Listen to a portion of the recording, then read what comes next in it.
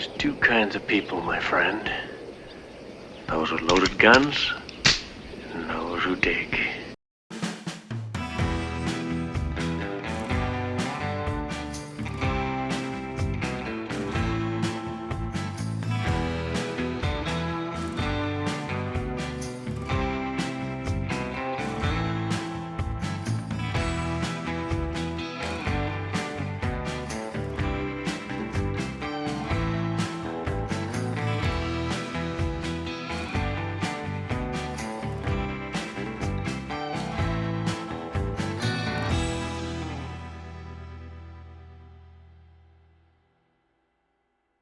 Was sleeping outside our area, just keeping watch. So he just fucking jumps. I'm like, Jesus fucking Christ.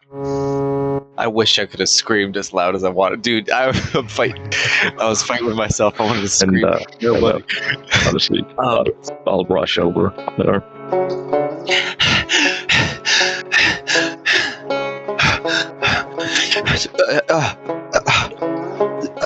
Gail is like looking at her hands, violently touching all over. What happened? Where am I? Don't worry, you're back at camp. You passed out during the fight. The bats, remember? Oh, huh. Bats. I forgot about the bats. Yeah, now that you're up, mind explaining what the fuck that thing was that you did? I pass out, all of a sudden I wake up, you're passed out on top of me, and all of my wounds are healed.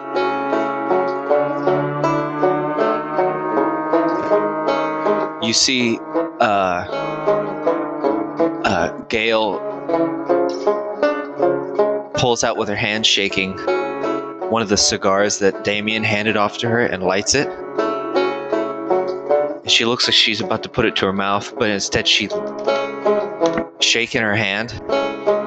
She looks at you and looks at her arm and puts the cigar out on her arm and goes, "Oh, okay, I'm awake. Oh shit, that hurt. Okay." You could have just asked me to pinch you. No. That's what her dreams are normally like. Yeah, that's how they normally You pinching her. You pinch, little pinch. She looks up at you and goes, calms down a bit. I was, protecting you. I was making sure that not only you, but everyone else, at least somewhat, tried to make it out alive. And I did my best, and you're okay? Yeah, everyone's fine. Speaking of everyone, where the hell are they? You are all wherever you normally sleep for the night. You're at the base of the canyon right now, and everyone slept to the sound of the running stream late last night. I'm just gonna say that Buck usually sleeps by himself, but he hears it, but he didn't come rushing over immediately just yet.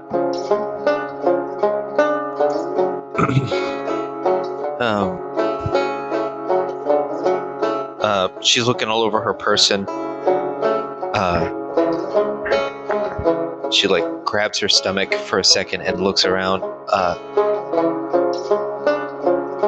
So everybody else is all right, at least.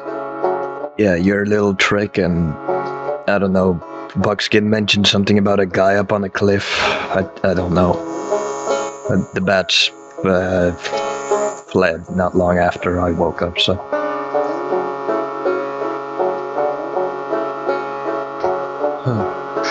Okay. Hey, about that guy, Caesar, what do you know about him? Well, I didn't see anyone up there after Buckskin pointed it out. It was him and Bill that mentioned it. I don't know. Yeah, I think I saw somebody coming back on my way. I was out doing some scouting, as you might know, when I wasn't here last couple days. But I saw this gentleman. He just reminded me of somebody I've seen before. What do you look like? He was like a darker skinned man. He was in fact, I know he's a Brazilian man. I know that's a bit odd to know that, but I used to work with him.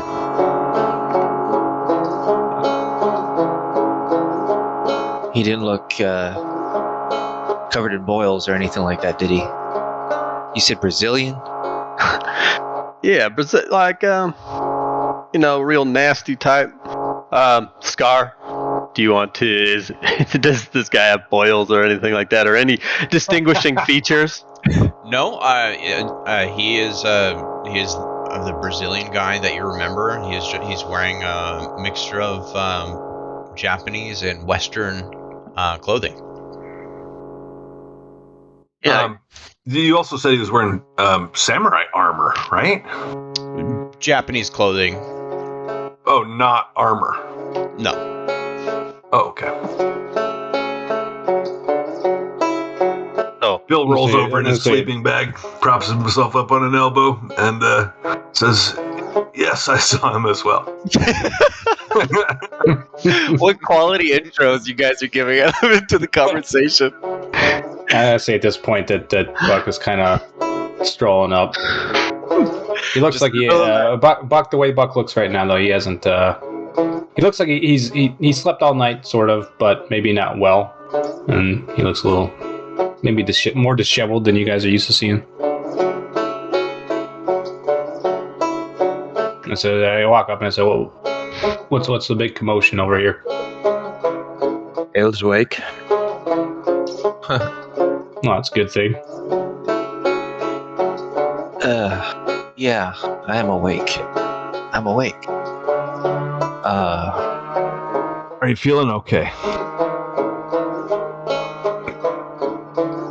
No. Or is Gail injured? No. Not physically, no.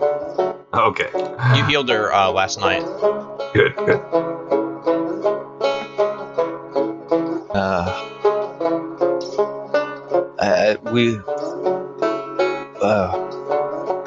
Holy shit. I saw some things that I think we need to discuss. Maybe I don't think maybe now might be the best. Maybe now would be the best time. I don't know.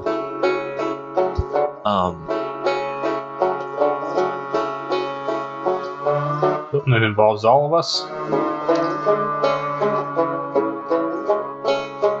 Yeah. Yeah, all of us.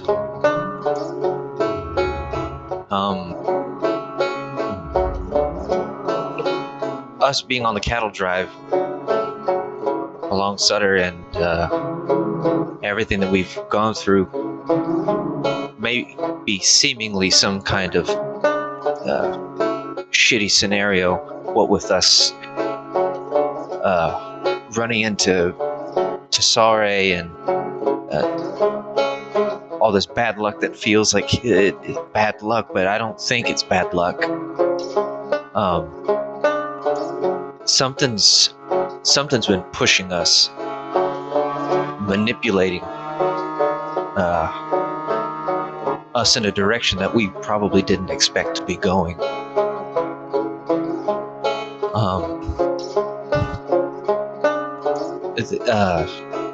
Bill. Yeah, it's the marshal, dummy. Sorry.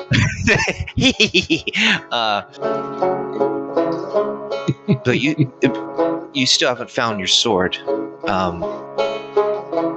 We're close. I can feel it. I saw someone giving a man your sword. What? When? Where? It was in my head.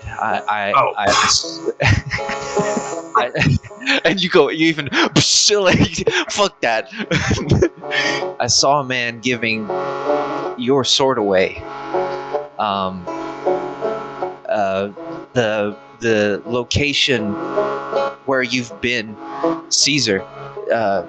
This group, this gang that you've been running from or trying to avoid.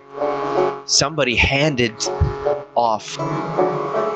They know where you are because of this thing that's manipulating, like, around us, or has been watching us. Our bad luck is being manipulated by something. I don't rightly know what. Or maybe I do.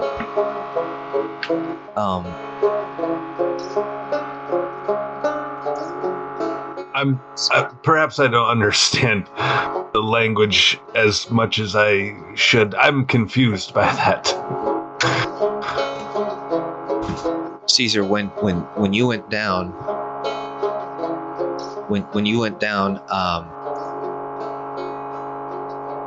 something had called out to me because I couldn't save you myself.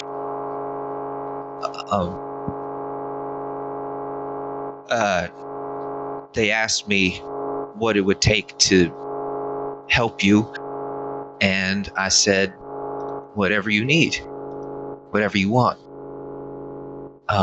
My doll's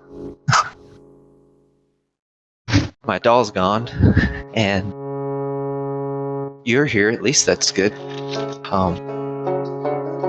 But I something isn't right, and this thing, whatever it was, this thing, whatever it might be or whatever it is, showed me some things. Wretched creatures and monsters, a plague, disease, undead, roaming all over.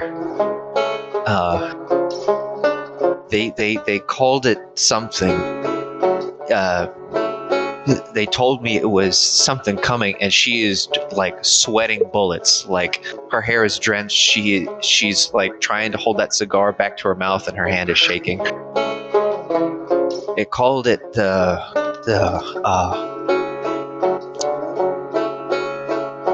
reckoning.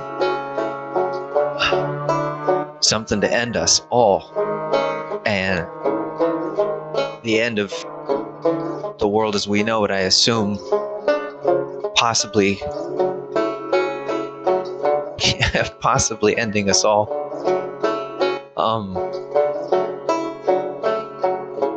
And I remember seeing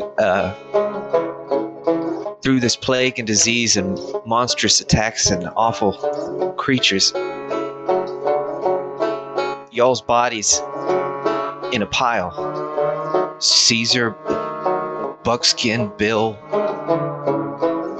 Damien, Warren, all of you deceased in front of me, corpses, heads on a, not just corpses, heads on a spike, and someone standing over all of you, a woman.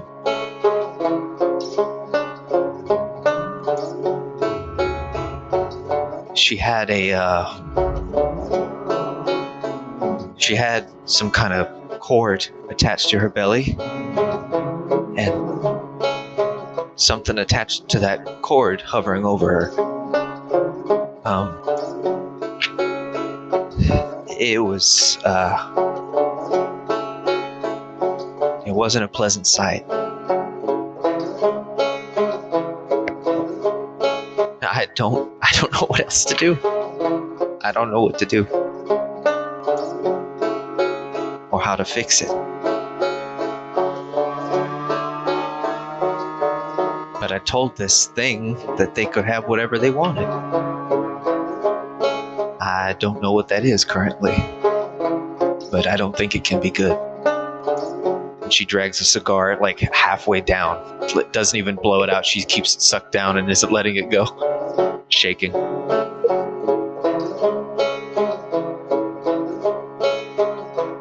All I can say is being with the Rangers a few years that I have, sounds like something I've heard of in the past. She, with that cigar smoke in her mouth, grabs the nearest bottle of liquor, uncorks it, downs it. After she does, she lets up the smoke and looks at you, Buckskin, and goes, "If you have, I hope you can find a way to possibly fix this. Because from what I saw, the outcome isn't gonna be good in the slightest." If I'm being totally honest here,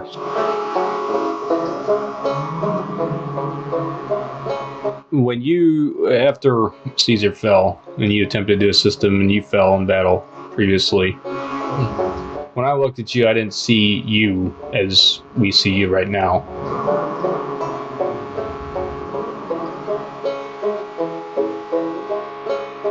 How so? You didn't look like anything I've seen personally, but you look like something that's been described to me in information that the Rangers have kept. Something. DM, help me here. Can I can say it, right? That's cool if I describe what I saw. That's up to you. Voldemort. That's up to you, right? She's Voldemort. Doesn't speak her name. Oh God! Yeah. Voldemort, I will note what she described in her dream. Is pretty much what you saw. Same as what I saw. Yeah. Okay. Interesting. Can I roll some kind of notice check to see if he has like a look on his face that might give that away to me? Like, you know what I know, almost? Oh, it sounded like Buck was about to say it. Buck, do you know something? Well, this handsome complexion that I carry and gruff exterior that I look like at any given point in time. She doesn't change facial expression. I didn't sleep well last night, I'll be totally honest with you. I had a bit of a dream myself. Did it have anything to do with what I just recollected upon you? Not in the same description, no. But I saw someone from my past that looked similar. Well, that was involved in my dream. And not really sure what to make of it just yet. But I know that you, when you fell, you look like what's written in the records is what's called a Manitou. If I'm pronouncing it correctly. I don't know if I am. Yeah. Manitou. And what, pray tell, would that be? Seems like a servant of whatever's supposed to bring this here reckoning.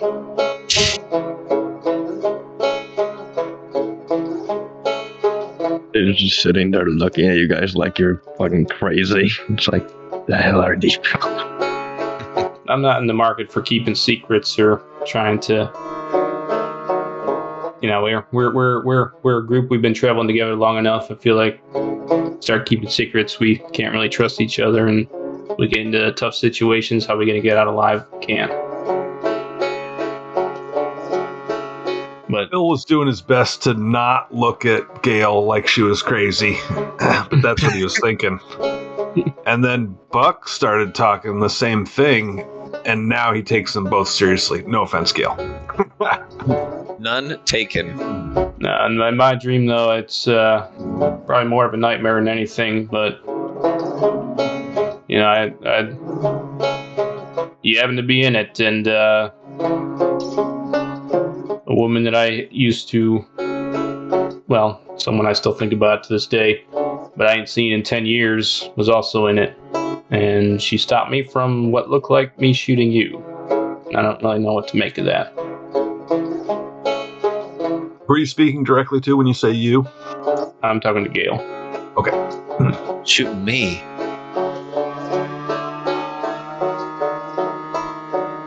Who? Are you guys some kind of character? Buck was. I think Gale was asking in character. Oh, gotcha. Who? What do you mean stop from shooting me? That'd be my brother. What?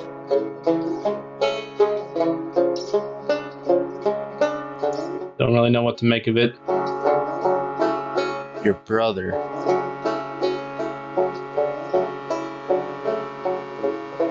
Okay. Well, I do believe I have at least... I've told you what I know and what I've seen. It shook me to my core. And she looks over to you, Caesar, and goes, I'm glad to see you standing and alive. But we may all not be standing up and alive soon enough if we don't fix what may be coming to us. I don't know how to do it, but I sure as hell would like to figure it out. And go ahead, Caesar. We've survived impossible odds before. I'm sure we'll be fine.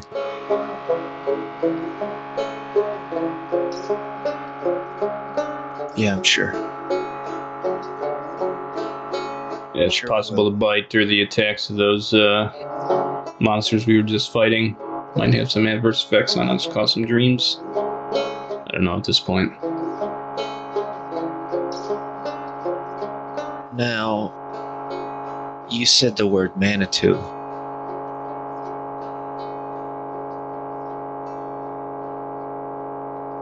Those are evil spirits, correct?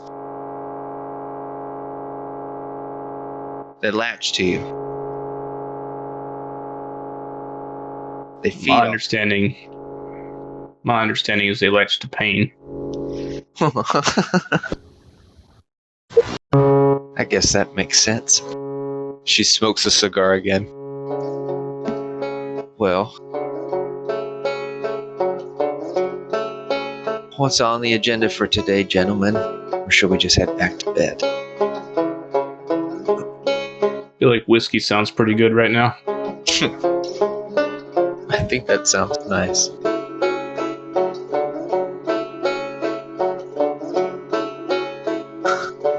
Bill looks over at the new guy, Warren. He's curious how he's receiving this crazy talk, although he was part of it.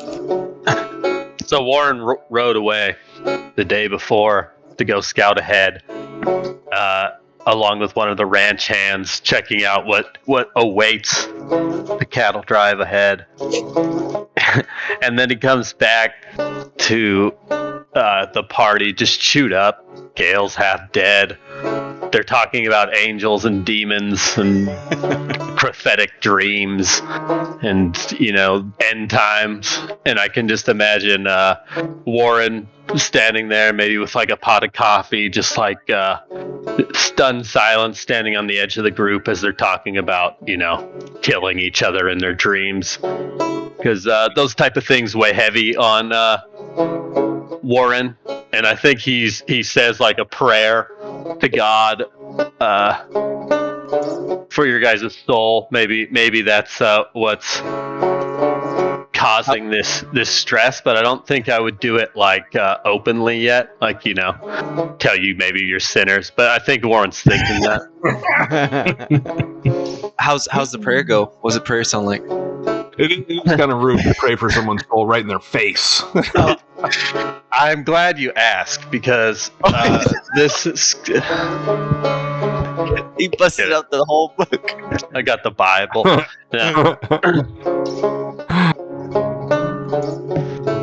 Yeah. I don't think he would want to rock the boat by calling you guys sinners just yet. She's just gonna look over at you real quick and say, "Hold on. To get back away from this magical prophecy visions thing, you mentioned you saw the same guy Bill and Buckskin saw on your way back."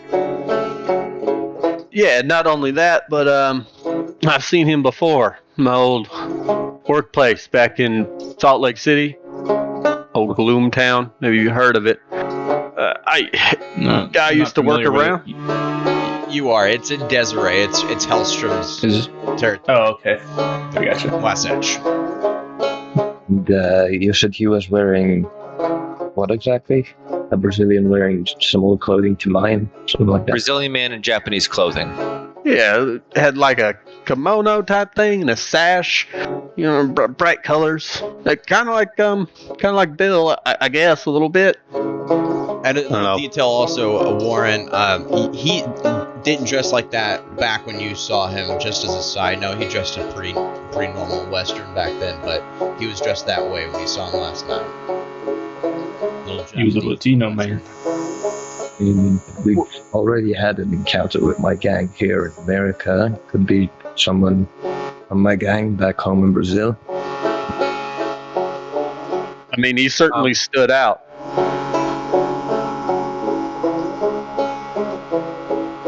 Go ahead, Bill.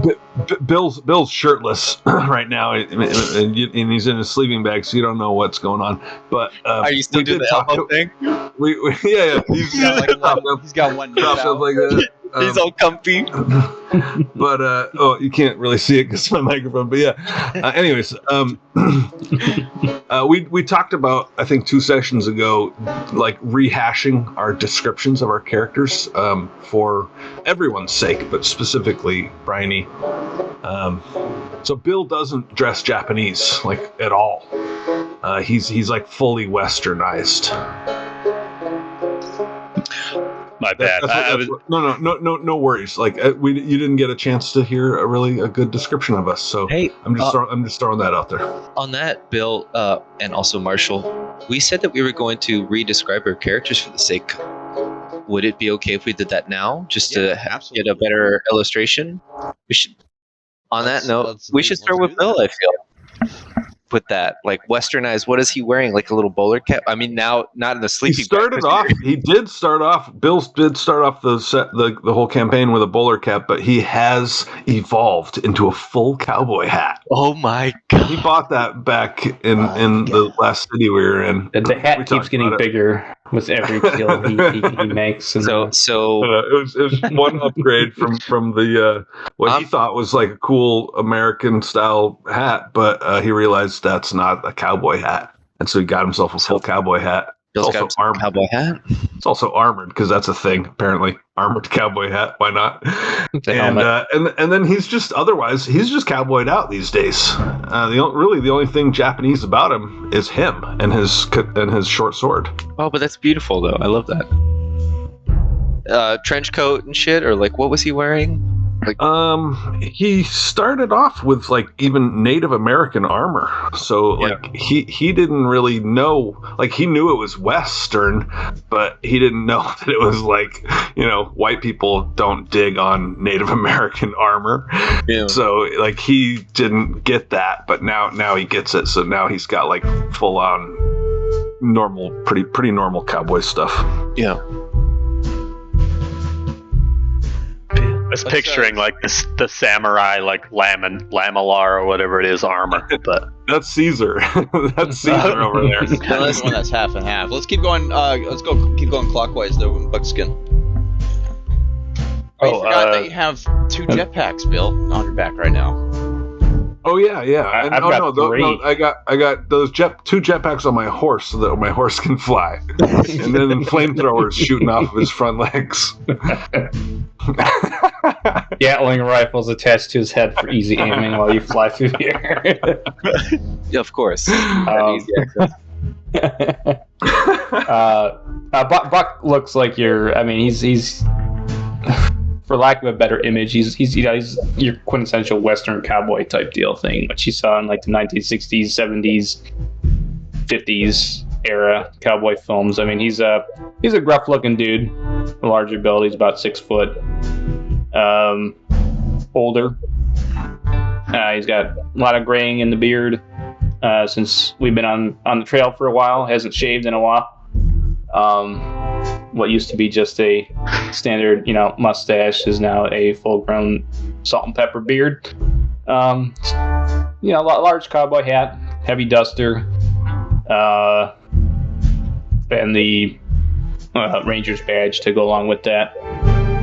Pretty standard. It's kind of brownish tan, more desert colored, I guess, apparel. And he generally rolls with his 6-shooter at the hip and one of his 2 rifles on his horse, or with him, depending on the situation. All right. Govin's great description. I'm sorry, Marshall and Gale. Govin's great description made me realize I forgot some stuff. Bill keeps his 2 pistols, one on the right hip and then one like belly style, and then sword on the short sword on the left. He's acquired a Native American longbow with some arrows, which has yet to come into play. And he's probably 40 to 50 and a little overweight, shaves his head. He's got tanned skin and, like I said, thinks that he fits in, but he's clearly... When you say overweight, do you mean like he's just got a little pudge on his tummy, or like... Yeah. Oh, okay. Yes. That's not overweight. He's just got a little tummy. Dad bod. He's not super fit, but he's super healthy. All right. Buddha. There it is. Yeah. It's like a cowboy Buddha. Yeah. Don't ever underestimate Hotai, monk Hotai. The last kind of Buddha was actually super thin, but anyways, the last big trademark thing for buckskin is generally it's covered, but hasn't been lately. He's got a rope burn on his neck from being hung at one point. Pretty prominently displayed now. Stop hiding it, huh? Yeah, I know. All right, now Gale. All right, sorry. Oh, it's my turn. So, Gale actually originally with the colors that she had was more like brownish and stuff, and a long pleated skirt with like heels, but she's actually opted for almost the entirety of like a mariachi outfit with several different kind of like aspects about it. She is not wearing a skirt. She's wearing like long black button pleated pants, and just these like one of the smallest heels ever, but also has spurs on both her feet. If this is her fully decked out, she stands probably about like 5'7" 5'8". Her appearance is darker complexion. She looks like she could be Hispanic. She's like a American. You can't quite tell. It could just be the sun that's just been beating down. Long black brunettish hair that like she normally keeps tied down to the back in like a ponytail, or a braided ponytail. And her features aren't necessarily like she looks like she has a scornful look on her face permanently like printed on her, regardless of what her mood might be. So if she's happy, you still see that like crease in her brow with still anger on it. She does have one of those larger sombreros that literally peaks to like almost a foot tall. Like it's really ridiculously big, but she generally keeps it behind her back. And for the colorful or the black with like the gold ensemble of like the mariachi suit, she does wear a poncho over her person currently with the a hat usually sat behind her. Her appearance does feel very much like, yeah, she does normally look like she's angry. As you already know, I feel like that. I don't think I have to explain that, but she's not necessarily like unattractive, but I would say that she does have like this aggressive anger that would probably diminish her beauty a little bit if she did have it. That's how she looks. All right. Nice. Yeah, as was mentioned, Caesar is the one with the mix of more cowboyish and Japanese attire, with him wearing basically jeans and proper riding boots and chaps. But on the top, he wears a haori, which is a short kimono, basically. When in combat or riding, most of the time, he dons his armor, which is custom made to look like Japanese armor, but not from like typical Japanese materials, which was usually wood reinforced with metal. His one is mostly metal. The one change he's had so far in appearance is that he's almost completely stripped his left hand, which is his shooting hand, from any armor. The only things remaining is his glove and the bracers. Aside from that, it's pretty much exposed. He very purposely has this messy look to his hair, where he ties up the back slightly into a little ponytail, but the rest of it is just like ruffled to give him that bedhead appearance. And he has a trimmed but messy like beard where it's not even and all this, which is also very much on purpose on his part. It's plain to see that he is mixed race. He has the shape of his eyes is very Japanese, Asian, but like his nose is a lot more bigger and more European. He has gray eyes, which is uncommon in Japan, and he's very tan. Obviously, living in Brazil, you kind of get that. How tall was Caesar again? He was. Hold on, do I have it written here? No, I always but he pictured is him a little 6 shorter foot. for some reason. He is 6 foot. Oh shit! Yeah, it was either 6 foot or 5'11". Damn. Okay.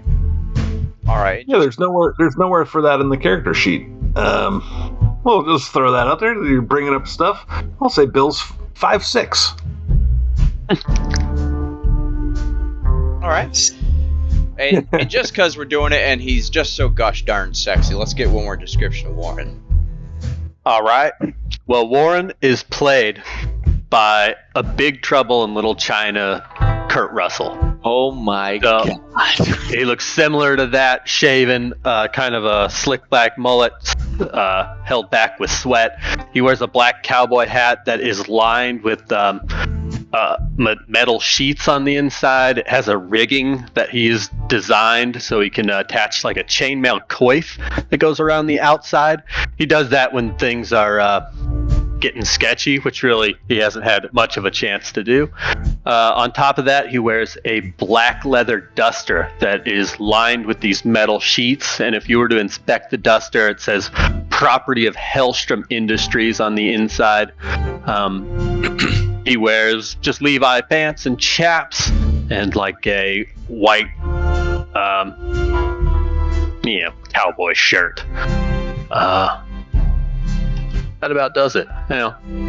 Picture a young Kurt Russell with a cowboy hat. I'm sweating bullets. Tell me twice. Oh my god. Hell yeah. All right. There's one minor thing. There's one minor thing I forgot to mention to Caesar. Just, he has Even this better looking Kurt Russell.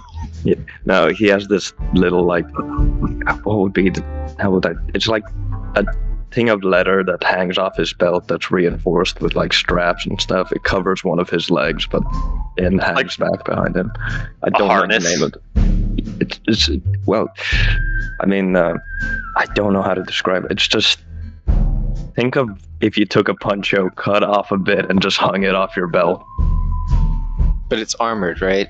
Yes, it's leather, Okay. and it has some reinforcing stuff on it. A sash. Yeah, the sash, you can call that. Alrighty. Descriptions out of the way. What do you look like, Marshall? Yeah, Marshall, show us. What are you wearing? We were in Marshall. I look like everyone. So it's been an interesting morning.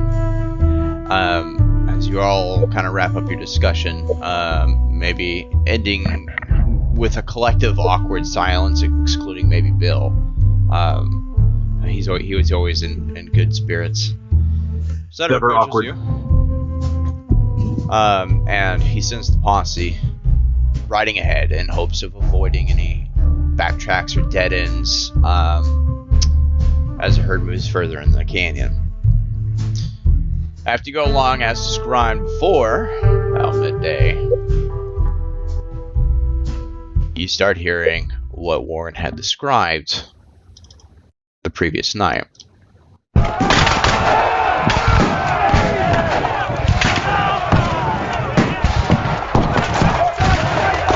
You want me to describe? Hopefully everyone can hear it right now. Oh yeah. Comment. So, as you guys kind of get a view of what's happening, see two heavily armed groups, one holding flamethrowers, Gatling weapons, another really outlandish like rifles. The other not so well equipped, but holding a decided advantage to sheer numbers. You go. They have squared off under the railroad trestle that you see before you that crosses over the Wind River.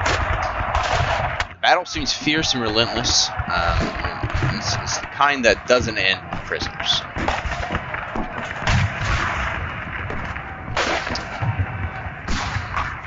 You see two flags that you're all familiar with on each side of the river, one indicating Wasatch Railroad, the other indicating Iron Dragon Railroad. Troops on either side take occasional pot shots at one another here and there. You can see the Wasatch again. They kind of strafe the bank with these three big steam Gatlings, and then when they have a volley of Gatling rounds, the Iron Dragon Railroad responds with an occasional rocket that soars through the other side, exploding against the cliff wall. What do you all do? Pull out my rocket launcher and shoot two. No, We all equip our jetpacks, naturally. I like how both of your first idea just to join the battle instead of playing around it. Just like old times. Or no, just like the simulations. Metal Gear? Bill knows that there's more going on than what he knows, and so he looks around at his companions, and he says, "Are any of you invested in this either way? I believe the saying is, do you have a dog in this fight?"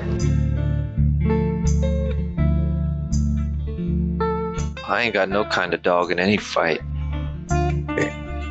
It's a saying. Those two rail companies. I ain't got a horse in this race. I didn't realize. No, I don't care about this fucking fight. No. So it's two rail companies that we can recognize. Is that what you said, Marshall? Yeah, and to emphasize, so they're on each side of the riverbank, essentially impeding your path. Wasatch Railroad and Iron Dragon Railroad. Yes. Do y'all remember which railroad that Mr. Goodman was working with? Bayou Vermilion? Bayou Vermilion. Goodman was with Lone Star. Lone Star. I'm sorry, not Lone Star. Empire. I'm getting these goddamn railroad companies. Empire. A million of them. Iron Dragon was the ones that were running the opium den, weren't they? Or protecting it in Denver. And Wasatch are the Mormon ones. They're the Hellstrom Railroad. In this situation, the Empire being the one that has close ties to the Army. The U.S. Army. By Vermilion been the one no one cared about. Vermilion, yeah, they were early on. They're the like Louisiana Railroad Company, and we haven't seen likes of them in a while. How far are we from them? How far do you get before you stop? You get close enough to get that description, and you can see the flag, so you can be a pretty damn good distance. We have thousands of cattle. I mean, it's going to be hard for us, but it's going to be hard for us to ignore this with the amount of cattle that we have driving right now. Either way, there's If we go around, that's a delay. If we wait for the battle to be over, that's a delay. Can I use a scope on my gun, or just take the scope itself and try to like scan the area and maybe see somebody of defining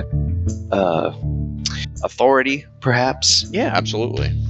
We'll say you guys, coin toss. You're on the Wasatch side of the bank right now, of the stream.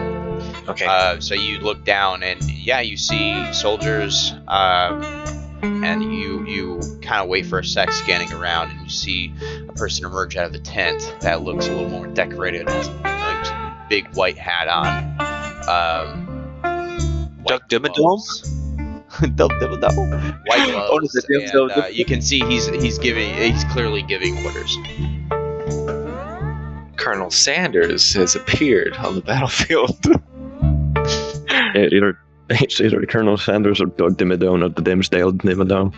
Alright, so he came from a tent and he's wearing a large white hat and gloves. White gloves and a soldier's uniform. Looks slightly more decorated than the rest. Okay, well, let's say maybe we sneak a couple of us down there and have a conversation with that man if possible. I wouldn't be against it. So this is a war between two railroad companies. A battle. What do we... A battle, okay. Why do we want to get involved? Oh, we don't. We just don't, want to get exactly. past. So if we have a talk with the motherfucker, so we can get past here. Hey everybody, can you just call this off for just like an hour while we move our beeves through? Part the seas so we can get through. What do you suggest, Bill? Well, I Bill opened it up with the question like, do we care about either one of these sides more than the other? Mr. Marshall. But yeah, let me ask the Marshal this question. Iron Dragon, is that at all Asian? Oriental? I mean, Chinese. Okay, there we go. Yeah. That doesn't influence anything, but just wanted to put that out there. Mr. Marshall, you said we were riding ahead, right? Right. Our group. Maybe we should ride back and report to Mr. Sutter. Ask him. After all, we're hired by him. We're not. What do you think?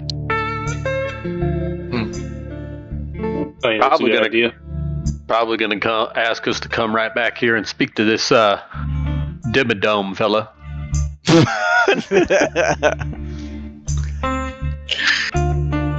Well, Caesar, that's a good idea. Take that wild horse of yours and race back to Sutter. Let him know what's going on. We'll keep an eye out here. Right? And yeah, I'll do that.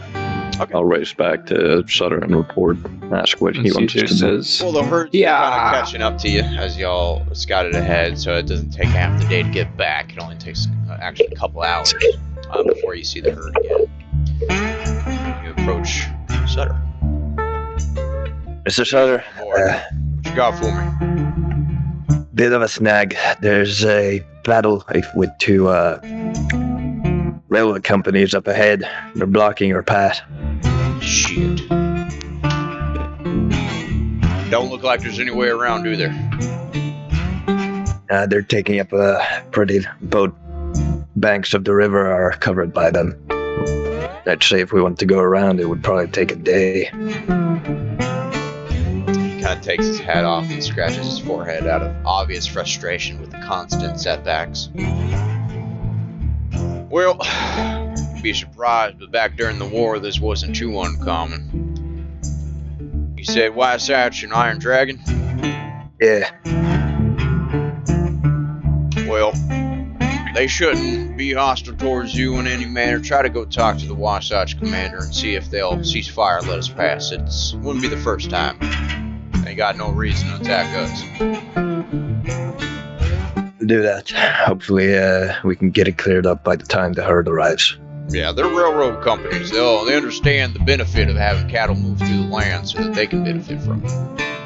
Yeah, hopefully this Wasatch army here didn't hear about our little scuffle with their company a while back. Yeah, let's hope so. My history, my experience here on Dragon are a little less negotiable. I'll ride back. And from that, Mr. Sutter wants us to talk to the Wasatch side.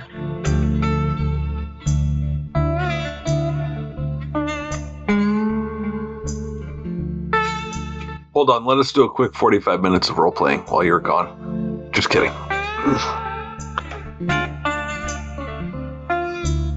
I'll tell you guys about my dream. No, that's kidding. I'm in a big old ocean full of lava cake.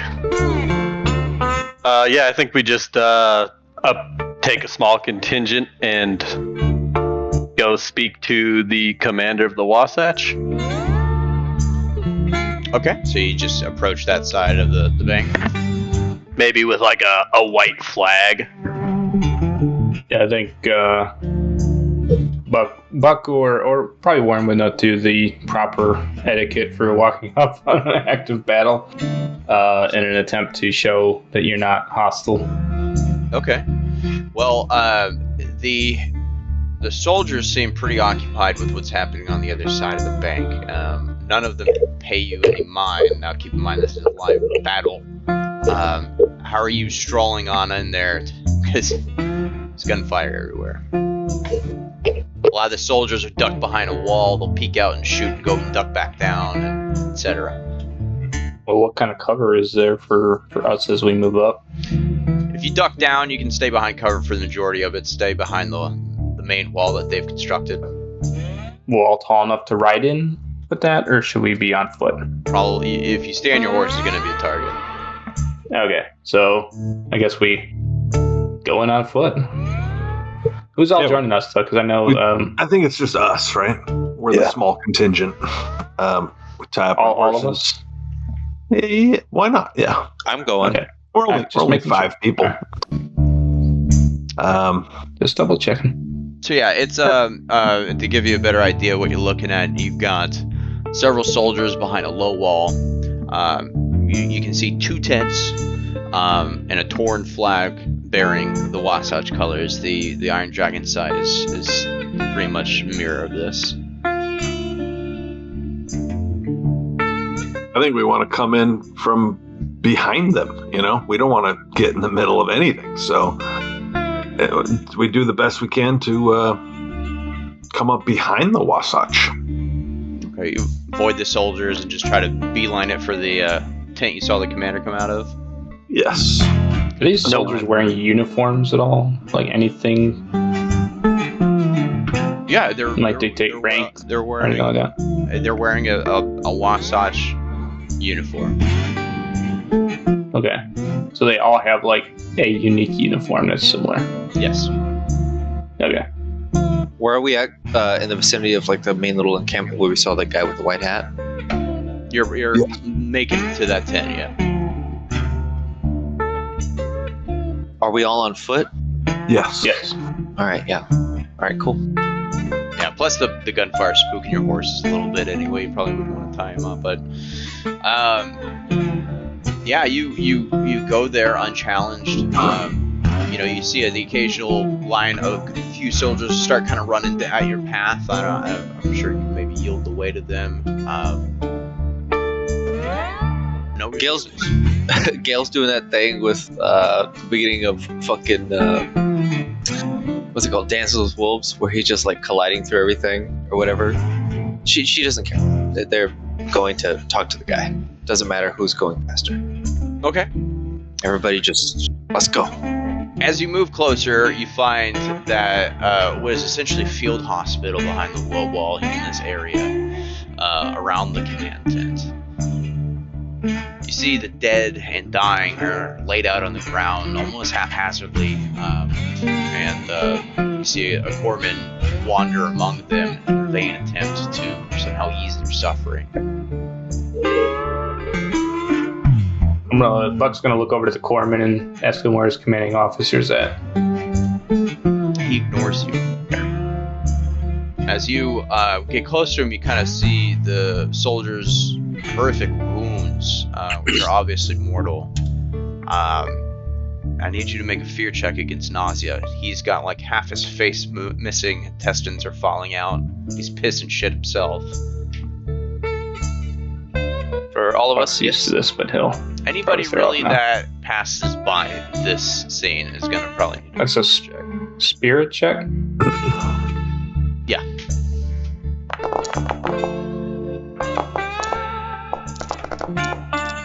It's a fail, Gale. Alright, Bucks, it passes, you pass. You guys know that Bill can't help himself but want to help. He's like looking at the dying, injured people, and he's just like, you know, mentally triaging. Like, I can help that person. I can heal those wounds. Yeah. And you see him like lose focus, or just redirect his focus. So that's where he's at. Well, Gale, perhaps from the rough evening before, the rough night you had, and woke up, literally ate a cigar well, not literally, but you might as well have, and then chugged whiskey. This was kind of the final straw for your stomach. So you were nauseated, which means you were shaken and fatigued.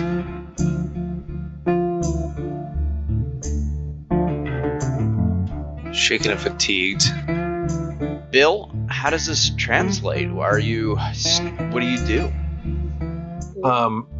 You like, we have a direct path, like we have a destination which we're like, steadfastly heading towards, but you can see him like kind of slowing down and like turning to look at people and like, I don't know, do you let him, do you keep him going with the group, or do you let him like straggle behind to do his thing?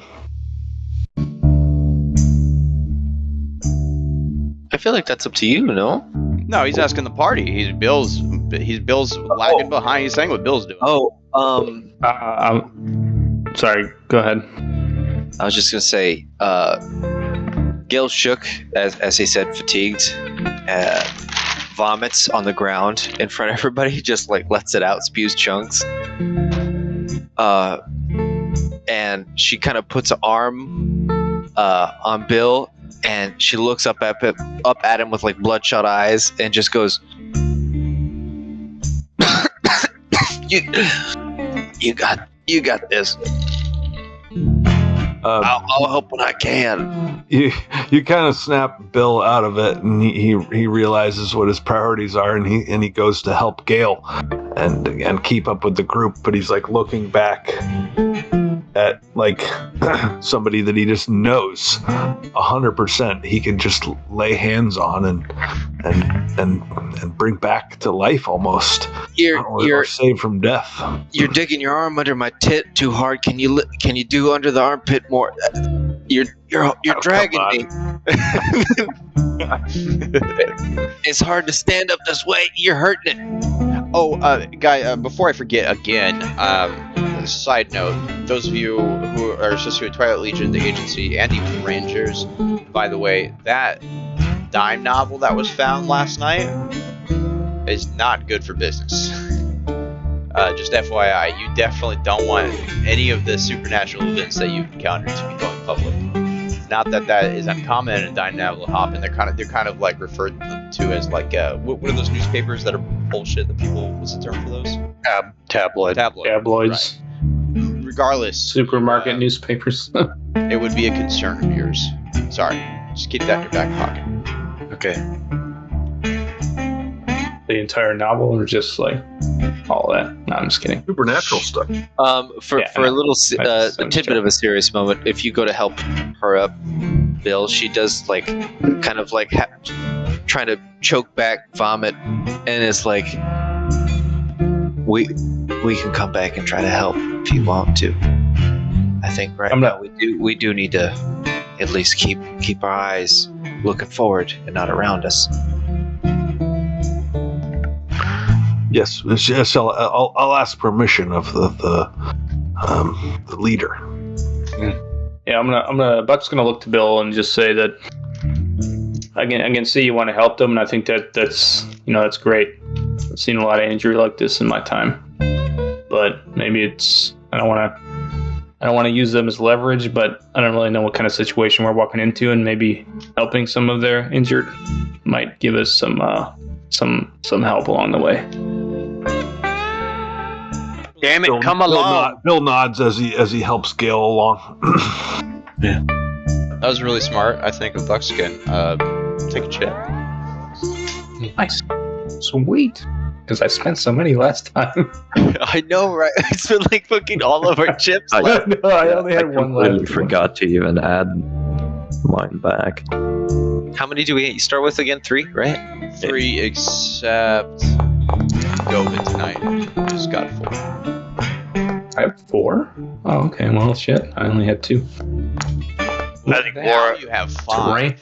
Raining chips. I'm just like, You got an extra one for just the part, and you got an extra one just now for being. That's just how he dresses, though.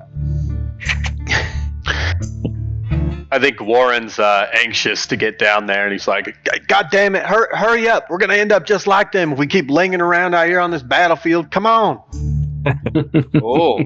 I just like to imagine right as he says that, like Some assertion from our like boy. a cannon or something lands right beside as he's saying. As you get close to the tent, something a bit odd may strike out to some of you. That the fabric of the tent is long faded and tattered, as if the tent somehow stood here for years against the elements. The Wasatch banner outside is likewise badly weathered and frayed. Even the pole from which it flies is sun-dried and cracked. You all enter the tent. You see the Wasatch commander, who is currently speaking to another enforcer. The commander seems weary, almost saddened, at the carnage taking place in the canyon, but resigned to do his duty.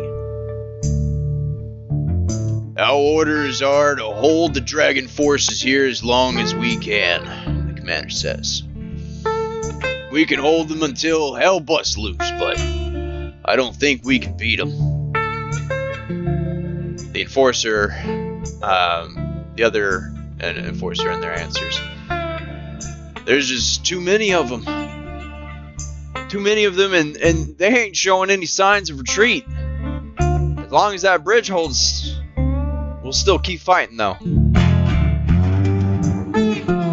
What do you all do? Peter will do like the typical to get their attention. They ignore you.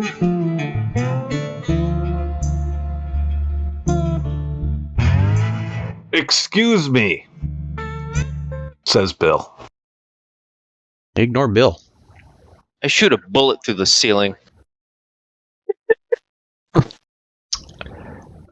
You might startle your compadres, but they ignore you as well.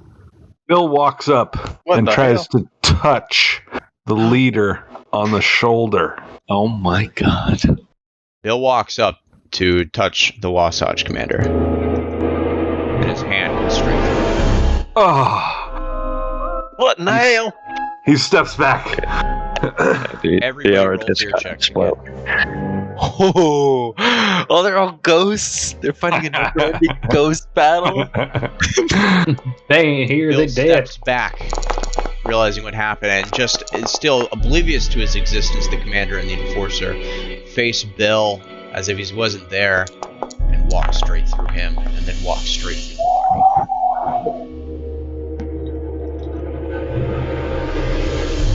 party.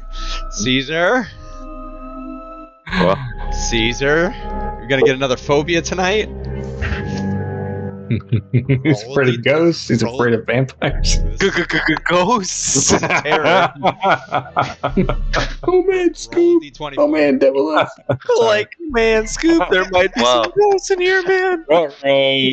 That's a good impression. Thank you.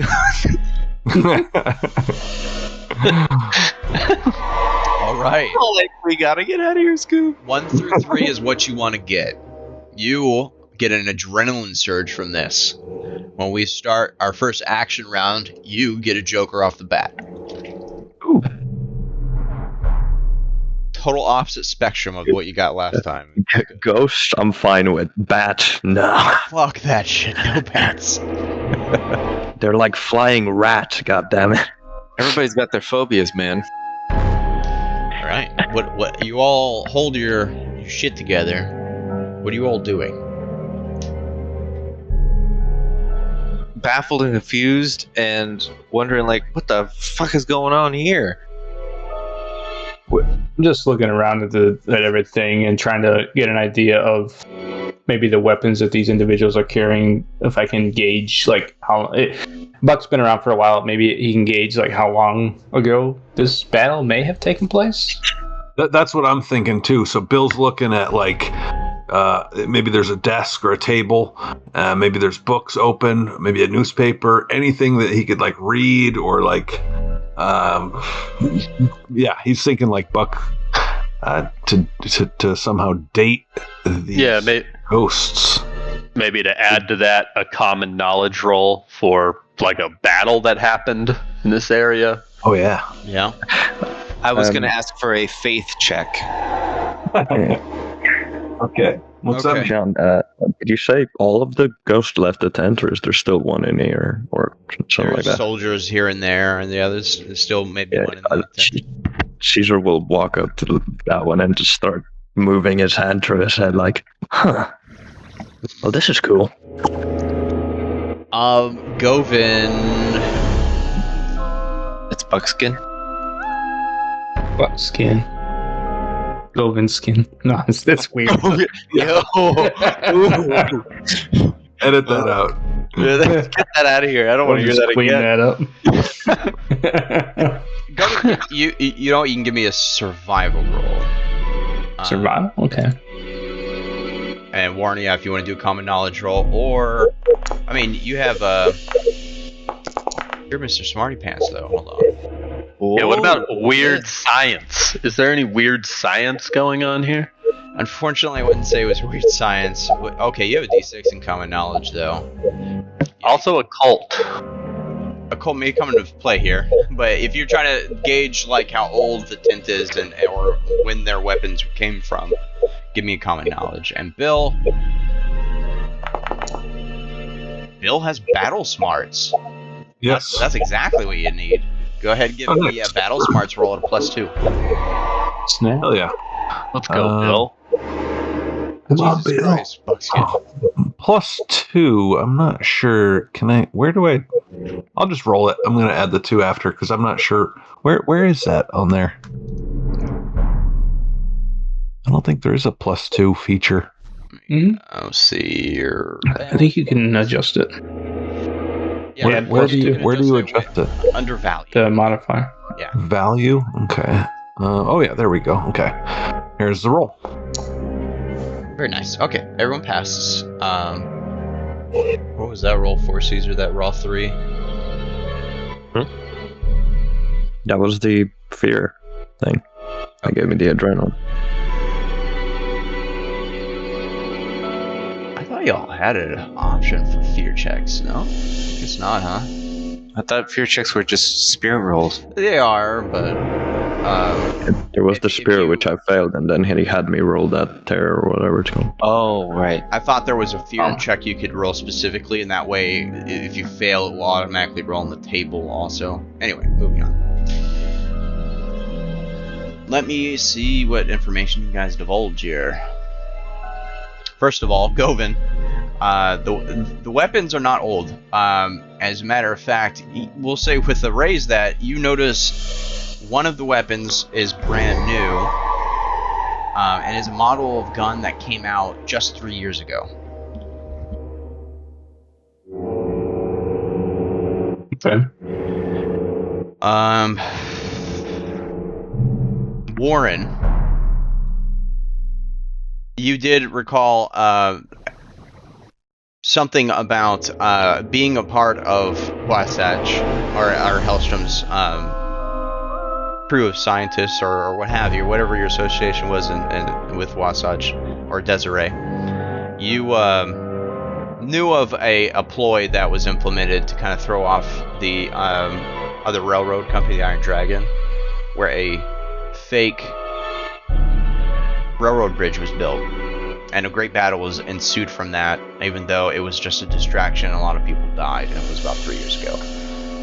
And Bill. How is Bill?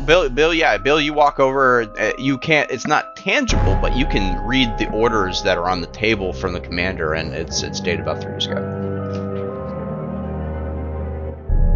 So what's the verdict, fellers? These events happened 3 years ago, Bill says, looking at the table, trying to touch stuff and his finger passing through it. He's trying to turn a page, just not turning. So everything is this fucking ghost in here, even the non-existent things? Damn. Is that Even right, the ghosts Marshall? are ghosts. Is the table a ghost? Can a table be a ghost? Is tangible. The table is tangible. It's noticeably weathered, just like the tent and everything. But Okay. the command, like the command booklet and everything that was down there, maybe there's a strategy spread out of a little drawing of what he's trying to plan out. I don't know what commanders do in 1884. Okay, well, Bill will pick that up and flip through it and such. Then he'll rifle through papers and whatnot if they are physical, if they are, The tables. What do you see? Papers are not. Oh, do you okay, see the there, papers Bill? are not. All right. Meanwhile, Caesar in the corner has gotten bored with just moving his hand through it and now just sticks his head into the ghost's chest like, He's Really just like milking Caesar's that over there, free on the D20. picking the ghost's nose, he's just fucking around. with digging it. for gold up there. Well, they're not reacting, so he's gonna keep fucking with it. Enough fooling or fucking around. We need to Don't figure mess this with out the dead. so we can go. Yeah. Bill notices his Padawan Caesar. He says, "Caesar, respect the dead." Right. Sorry. And I'll walk over to the table and start actually listening to what the fuck they're saying instead of fucking around with a ghost. Yeah. What could go wrong with that?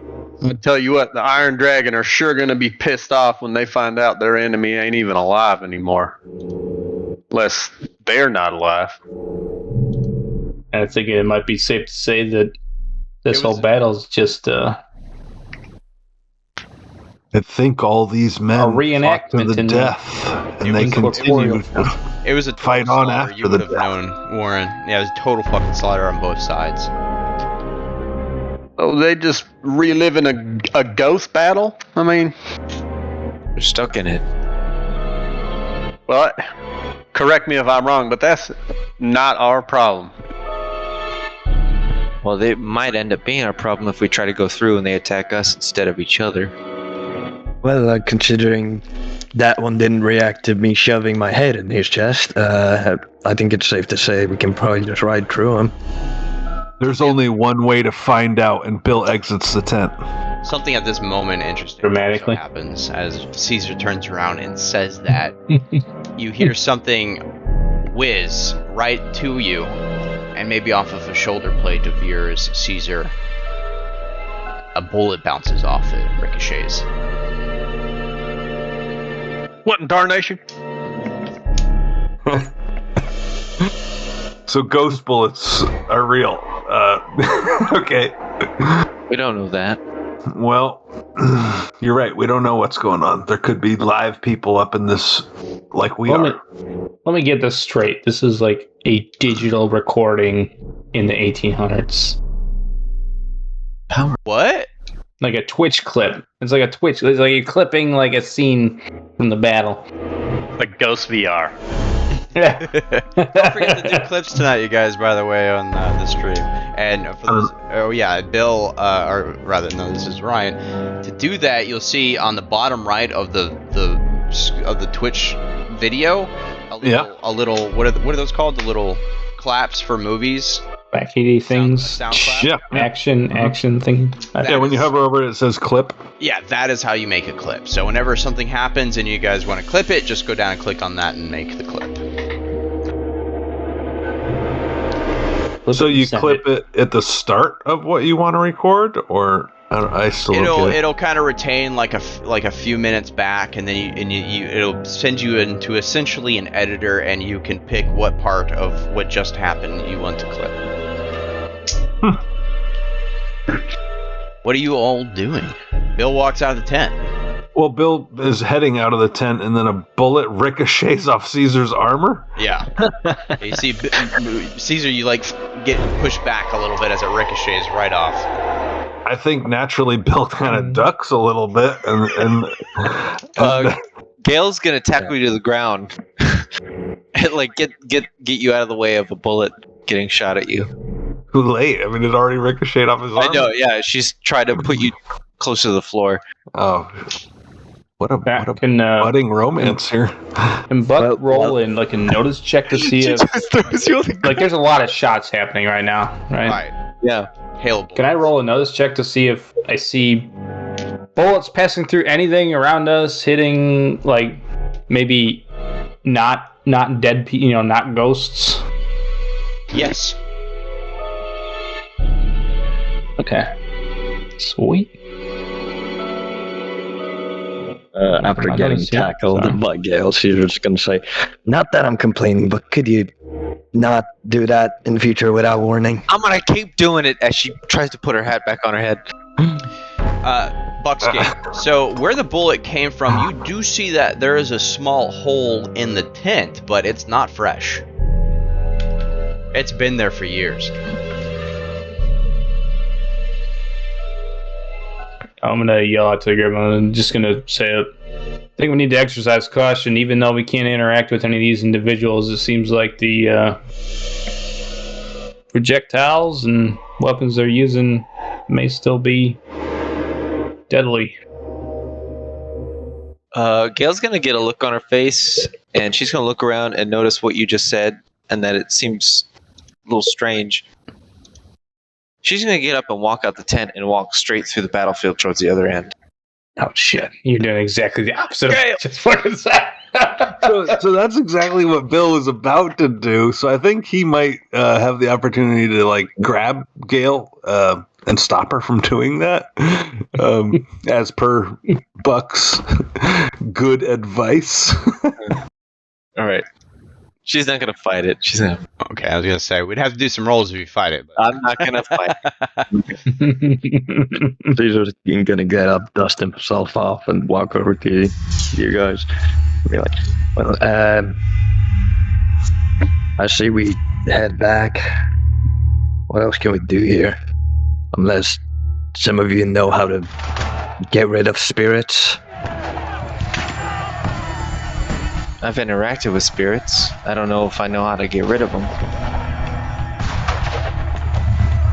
I think that based on what they're doing, I don't know if we can stop all this. We could try, but it might just be beneath us at this point. Or they are beneath us because, they're buried.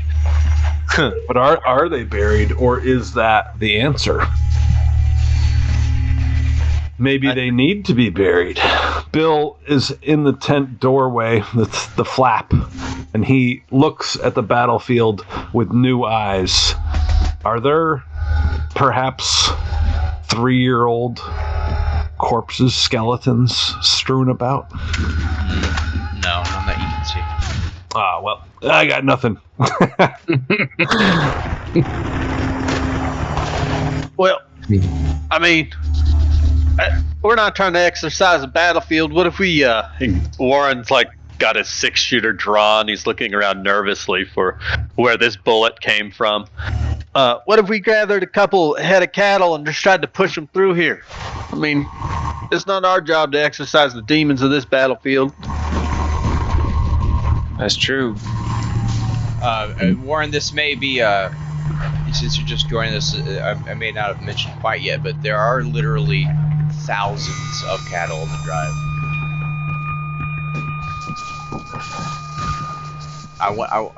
Off the top of my head, I want to say it was around 3,000. It is a massive drive. I'm gonna talk to Warren and be like, we're I guess we don't really know what 100% we're dealing with yet, but what I do know is that we made we're here to assist the cattle drive, and every cattle lost is money out of all of our pockets, but most of all, Mr. Sutter. And I just mentioned, we've been traveling for a while. I'm sure we've passed through many, many sites of battle. What makes this one so different that the dead have come back to fight again? I don't really get how any of this works, so... As you guys survey the scene and think about what to do, kind of lower down the bank, you see the commander again. One of the soldiers gets shot in the arm, gets grazed, but you can see he gets spooked, drops his gun, looks like he's gonna make a break for it. The commander grabs him by the scruff of his neck, slams him back down on his rifle, and yells at him. Points at the other side. As long as this bridge stands, we keep fighting. Get back to it. There we go. Oh. It's the bridge. Bill says out loud. I didn't realize it was a bridge. Yes, that answers my question. I think that's a pretty good assumption right there. Which one of y'all had dynamite on you? I have a dynamite stick. Just one though. Is this the opportune time to say that this is a plot point in The Good, the Bad, and the Ugly? I thought that too, man. Honestly, but I think this is where I don't want to keep you hanging. This is just the scene here is kind of where it ends. I think in that reference. Okay. There's no more. I was looking for it, but it didn't seem like there's any more reference to the movie.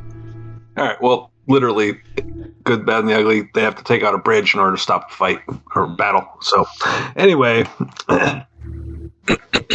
Bill looks around, and perhaps he sees some. He looks around the battlefield, our side of the battle, for a box of dynamite. I know we got a couple sticks here and there, but Bill, yeah, you don't even have to roll. Nice. Little searching along the bank yields that there is some physical remnants, obvious physical remnants from the original fight. You see a ton of like shell casings everywhere. You don't see any full skeletons, but as you look around, you do see like a bone or two sticking out of the ground. Who? A bone. A boner? A bone or two. I get you. Old rags. Bone or two. But most boner one on the left. thing that catches your eye is literally a case filled with dynamite. Fucking A. Well, Says Bill. Bill, never heard you talk like that. He laughs and smiles. He says, a case of dynamite is just, and he says, 10 yards over there, we can take out that bridge. Put these souls to rest. I figure Bill might take the whole box. Shouldn't we get the cattle across the bridge first? The bridge is going over the canyon, and it's for a railroad, so cows wouldn't even be able to move past it. But that's not what's impeding it. You're going in underneath it. Okay. I'll give you a visual here in a sec. I could give it to you now, actually. On top of that, it's a bridge that hasn't been maintained for 3 years. Totally safe, though. Totally safe. Not to... You know what Gail's gonna say? Oh, shit. Never mind. Okay. I don't want to metagame and shit. Me neither. We got a plan. We got a plan here. We got a mad scientist on our team. Look at him. He's right there. Out of curiosity, how much weight do we got here for this dynamite? You haven't gone down to inspect it quite yet, Bill. Okay, Bill heads out to inspect it. I want to go too. I'm going with you. I'm just gonna crouch down. Yeah, I'm trying to get your visual for you real quick too.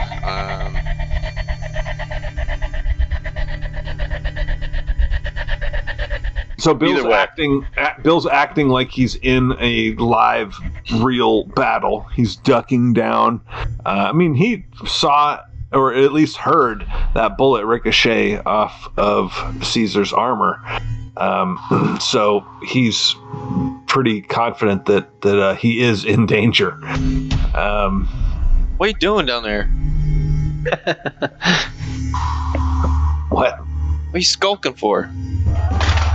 Oh, you're just walking plainly like you're not in danger. Walking regularly. Well, he'll grab you by the wrist and pull you down, and he's like, "You saw that bullet? You saw that bullet ricochet off of Caesar? That you jumped on him, knock him down. Get it in your head, lady. We're in trouble. We're in danger." As you're saying, Mr. Gale, Caesar just walks past, fully upright. I'll crawl. You're a lost cause, but maybe we can still save Gale. I'll crawl with you. I'll just see black, right? Yes. Yeah. I'm pretty sure we have to like be yelling. If it's this loud, have to be like yelling at each other. I can't fucking hear a word you're saying. There was a yellow bar that popped up on the screen here, Scar. It said that we don't have tokens on the screen. That's why we can't speak. With the settings I did, that's what's weird. So I could just not tokens.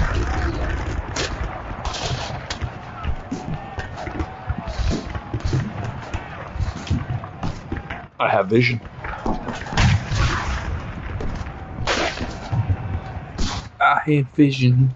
I do believe I can see. The whole map of Reno. That's what you're looking at, right? So you guys are on the left side bank here. Let me bring the screen to as well. The Watcher. It's all black for me except for my token, but I can look on stream. Let me fix you. Still haven't even done your token. I thought you did too. Well, howdy, welcome, stream. Howdy. Well, howdy. As you can see, there's a river with a railroad crossing. It's made of Blow wood it up! with some metal. Destroy it! I don't care if we need to or not. I want to blow this thing up now. Spoken like a true mad scientist. All right. Now that Bill, you. Yeah, who needs wicks when you got a flamethrower, huh? That's what I'm saying. Give me a notice check, Mr. Bill. Yes, sir. Where did my sheet go? There it is. Notice. No Mr. Bill jokes, please. You have to be a certain age to even know who Mr. Bill is, but there's a 5 for you. You talking about the little cute little claymation animation? Yep. Bill, Of course. You're. I mean, I don't tell me, but most people don't, unless they're minors, handle a lot of dynamite in their lifetime. But you do something that strikes you as odd. You're pretty sure dynamite's not supposed to be coated with more than a few drops of clear liquid. Seems a bit odd. Okay, well, I mean, I'm a gamer, Ryan here, and I've never seen real dynamite in my life, but my characters know that. I'm sorry, I know as a player that dynamite goes bad and gets all like wet, and like that means that it's very dangerous. I don't know what Bill knows. I don't want to metagame. But I get what you're saying. If Bill has any background in military mining, demolitions, railroads, things of that nature, we can do a common knowledge roll. Or Can science roll. I say? Can I like during all this? I apologize. I noticed Bill walking over there. Can I try to follow up with him just to assist? Yeah, you absolutely can. As a matter of fact, as you go down to assist Mr. Buckskin, that is. Nobody. So in answer to your question, we discussed a little bit of Bill's backstory, and he was in the Japanese military. That's how he learned English. That's how he learned about firearms and stuff like that. Yeah. So perhaps, yeah, I'll give you a common knowledge, but Buckskin, you're more than welcome to help me out here. Here's common knowledge smarts. Yeah, I didn't know if you got any benefit from me assisting you. If it's better for me to roll too, but I'll roll anyways. Just for fun. I had to blow some shit up back in Japan. We brought in some I don't. special American dynamite just for that job. Wow. Nice. All right, Buckskin, what is your? I mean, Asking for a friend. What's your toughness? My toughness, 10. Overall 10. Yeah, you got an armored trench coat, right? I do. Similarly to Caesar, all of a sudden something strikes the armored plated trench coat and ricochets off as you go down to assist Bill. I don't know. Make bullet ricochet sounds. I'm rolling like shit. Good. Right. So Bill knows a little bit about dynamite. Yeah. Yeah, he sure fucking does. All right, so Bill, the dynamite is doing what's referred to as sweating. Yes. The nitroglycerin is begun seeping out and is highly unstable. So we need to run with this very, just uncaringly, and shake it a bunch while we do it. Well, it's not. It's still usable, but it's very dangerous. But it is enough dynamite to blow the bridge. Okay. Fucking blow it then. So Bill's heading towards that dynamite. That. We all know that's we've been heading towards the dynamite. Bill sees how sweaty that dynamite is, and he just it's so sweaty. He says everyone stay away. These sticks of dynamite are very volatile, and he keeps on heading right towards that crate full of sweaty dynamite. You're looking for a good band name? Sweaty Dynamite. There you go. That's the name of my next album, Sweaty Dynamite. That was a reference to what I said yesterday. No one's ever suggested that a cool phrase becomes a band name before Nico said it yesterday. It's a Latin album right there. All right. There are these songs of dynamite. Of sweaty dynamite. Yeah, it's gotta be. So yeah. Bill, looks at it, sees if something is grossly unbalanced that he might just put to rest before he picks up the whole crate. Is there any kind of thing he can do to settle it down before he picks it up? It looks settled. It looks like it was placed properly, Okay. like military dynamite. They don't want to fuck with that. He goes ahead and he picks it up. So he's still crouched down, dodging ghost bullets. But he's going to go ahead and pick it up. Picks it up and goes, beat us quick. Hell yeah. We are, you've got your dynamite. Now, to go into detail, Bill's smart enough in his role that he knows that he's going to have to get out into the stream in order to plant the dynamite to effectively break it down. One of the there's a pillar over on the bank, but it wouldn't be enough to take down the trestle. All right. Well, Bill thinks that he's the man for this job. He's dexterous. He's athletic. She's got a bit of pudge. Are you ready to cross the stream? Yes. Never cross the streams. Yes. I thought you told us not to do that, but okay. Yes. No, I'm totally advocating for that right now. We're doing it. Bill has the dynamite crate in hand. He is approaching the proper place to place it. All right, so let me maybe before you do this, let me explain what this will entail. This is going to invoke a mechanic unique to Deadlands. Well, it's unique to Savage Worlds. This is a dramatic task. All right, you're going to go through high enough waters to where you're going to require a athletics roll to wade or swim while carrying volatile dynamite. So Can I assist? Can anyone assist? everyone with can assist, yes. Okay. So he will have to make 3 checks. A failure means that you don't make any progress. These tasks are normally designed for time-sensitive things, but we're not doing that. So, but regardless, a failure means you make no progress. A critical failure means something very bad. While you're doing this, you're an initiative too, so that means you get action cards. If one of the action cards you draw is a club, that means a complication happens. 1 in 4 chance. Complication gives you a -2 to your athletics roll. If you regularly fail your roll during a complication, also bad things happen.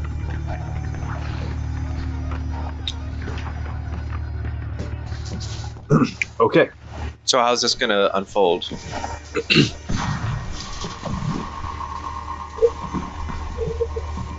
If you're asking me, well, with that information, if Bill does this again and everyone is assisting him, we'll come up with a good idea. Maybe you guys tie a rope around the crate to brace it against Bill so it's steady, or whatever. We'll draw action cards. It's a military crate. Don't they usually have handles? Bill takes one side, I take the other, and we can just wait out. Yeah. Broken though. Bill and I have the same athletics, so. What are you doing looking at my character sheet? What you doing on me? I know My it from athletics previous is fucking bad. sessions because you've said you have a D8 in athletics. Alright. Boys taking notes over there.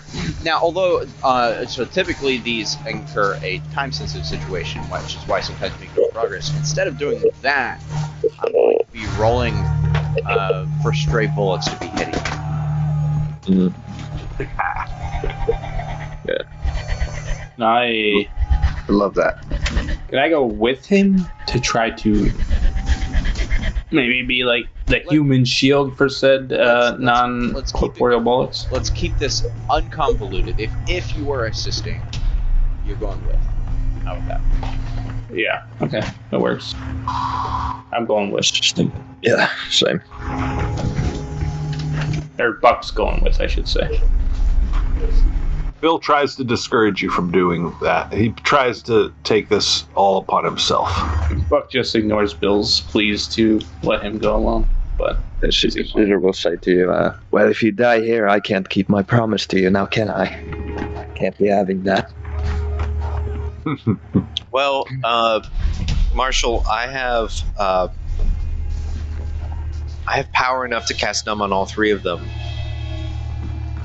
Might keep them from drowning if they get shot. Yeah. Oh, hey, that's a great idea there, Joey, and Gale. Bill will cast Deflection upon himself. There we go, Bill. And my range will actually hit all of us if I do it in the vicinity, but I still have to roll a spirit check. So we'll see if this works. And I lied. It's not 3 rolls. It's beautiful 4 dice rolls. Let's see here.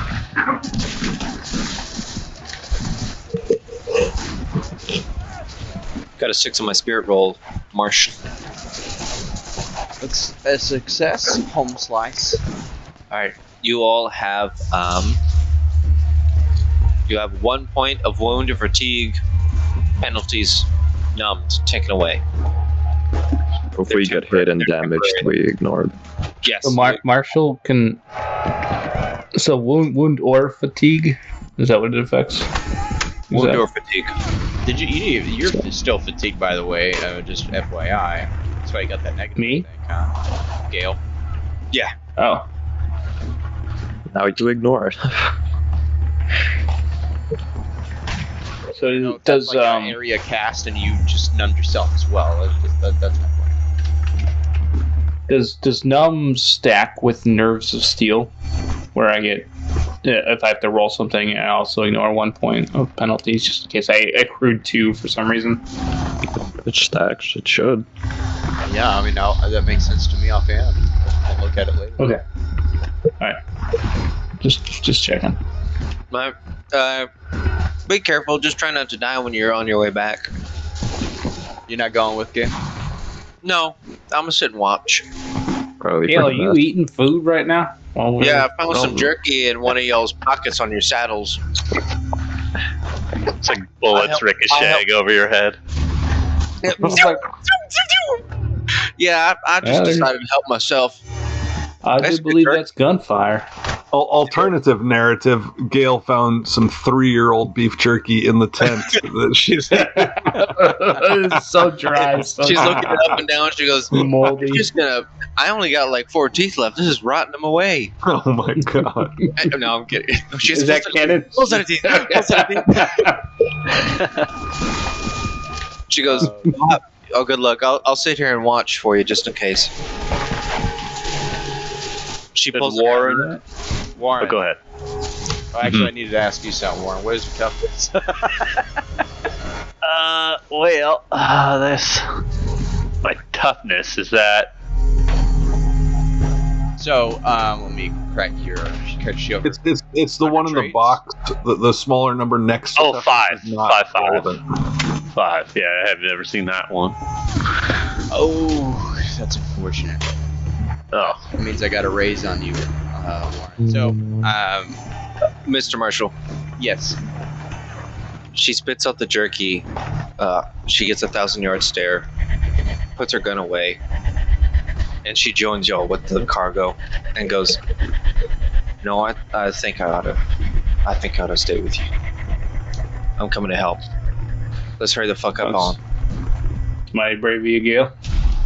Shut up. Fortunately, that does not prevent Warren from getting shot.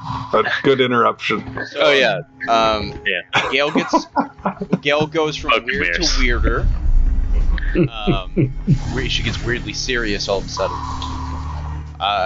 Warren. So another mini lesson for you, there, BRINEY. So your toughness, what I have to, I got a meter beat to damage you. So it factors in your agility and any armor you got, stuff like that. All I got to roll to hit you is a 4 for shooting guns.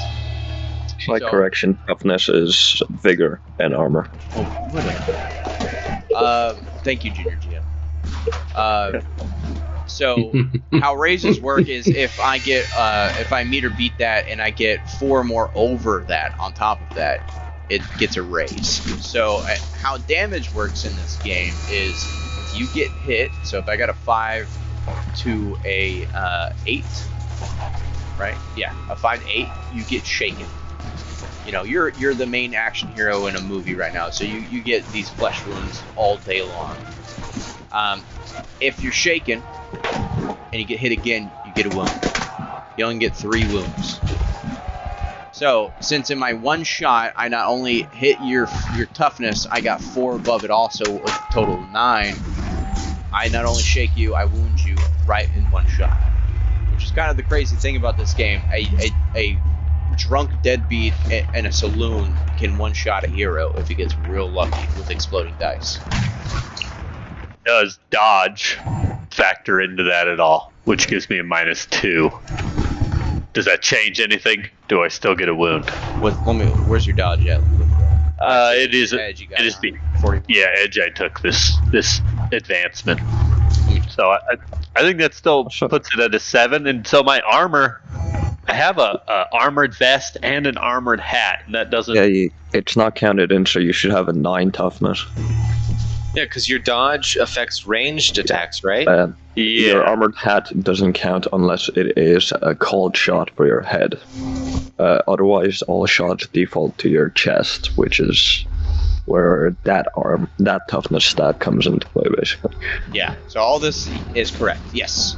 So why is your armor not being factored in? Is one question. Yes, dodge would make that just a hit instead of wounding you. Let's look at your gear. You got armored vest on the hat. Yeah, armor 4 and armor 2. You have it set to being carried, not equipped, and I'm fixing that right now. Oh, I see that. Ooh. There you go. Yeah, you should be at a 9.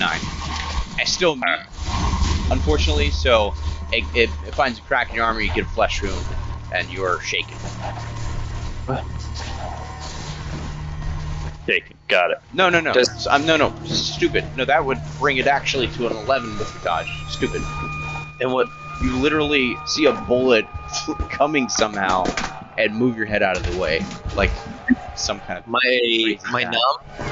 my numb doesn't affect that at all. He doesn't need it. He doesn't get hit. Oh, good. Okay. His regular toughness is a 9, and dodge is another -2 on that. So I have to surprise you to negate that dodge, pretty much. Which you're Right. anticipating. Yeah, you're anticipating bullets. You're in a war zone, so you're not surprised. So, Orin's like, there's a live fire coming at us. We better make this quick. Okay. Okay. So we're all Yeah, hasted understood. then as a benefit from that speech. Great. All right. So, first things first. I need athletic rolls from everybody. Bill, everybody who's assisting. I mean, an athletic roll. Gotta count. Not good. We'll see. Oh. Like roll, you said? Oh boy. Oh baby. Whoa! Go girl. Holy Jesus smokes. Christ!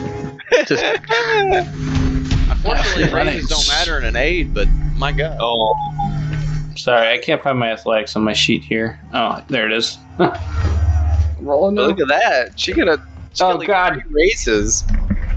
Gale's just striding into the battle without She's moving doing, or like, dodging anything. backflips and Marshall, if I can, jumping around.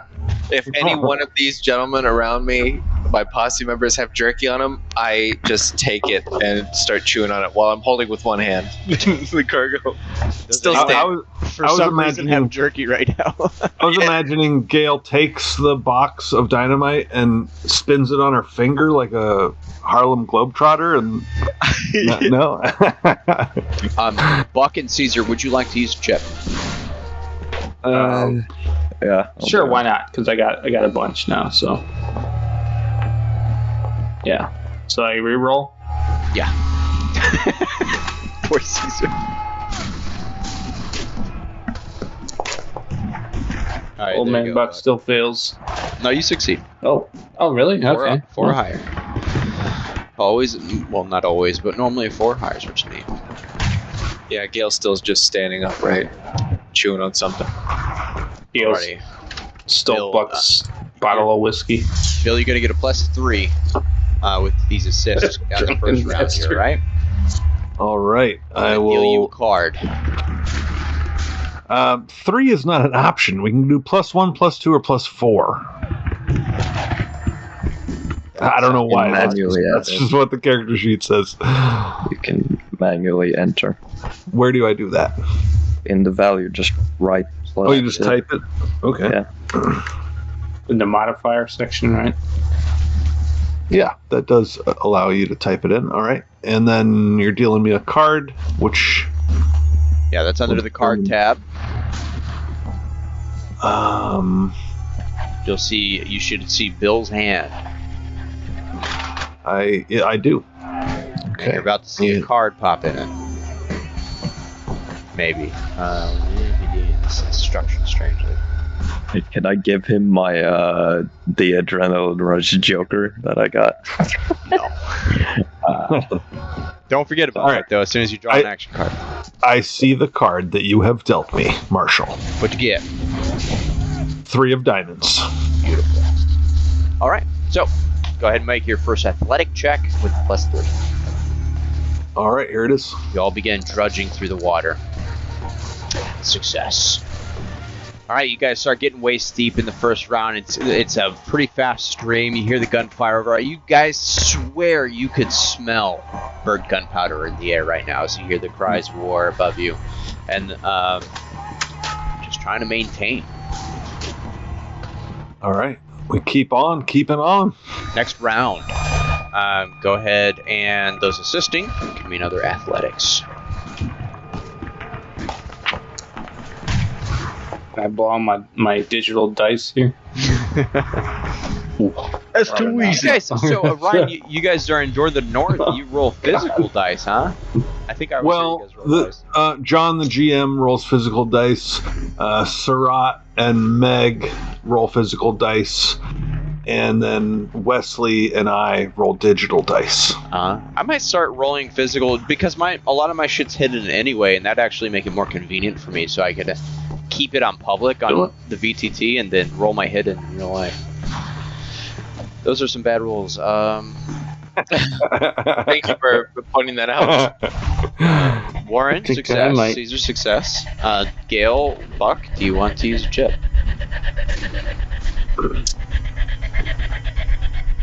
I'll use my chip. I'll use a chip. I'm not going to use one. Can I ask, are we privy to this information? Bill just has to hit a 4-2 as well, right? Right. So,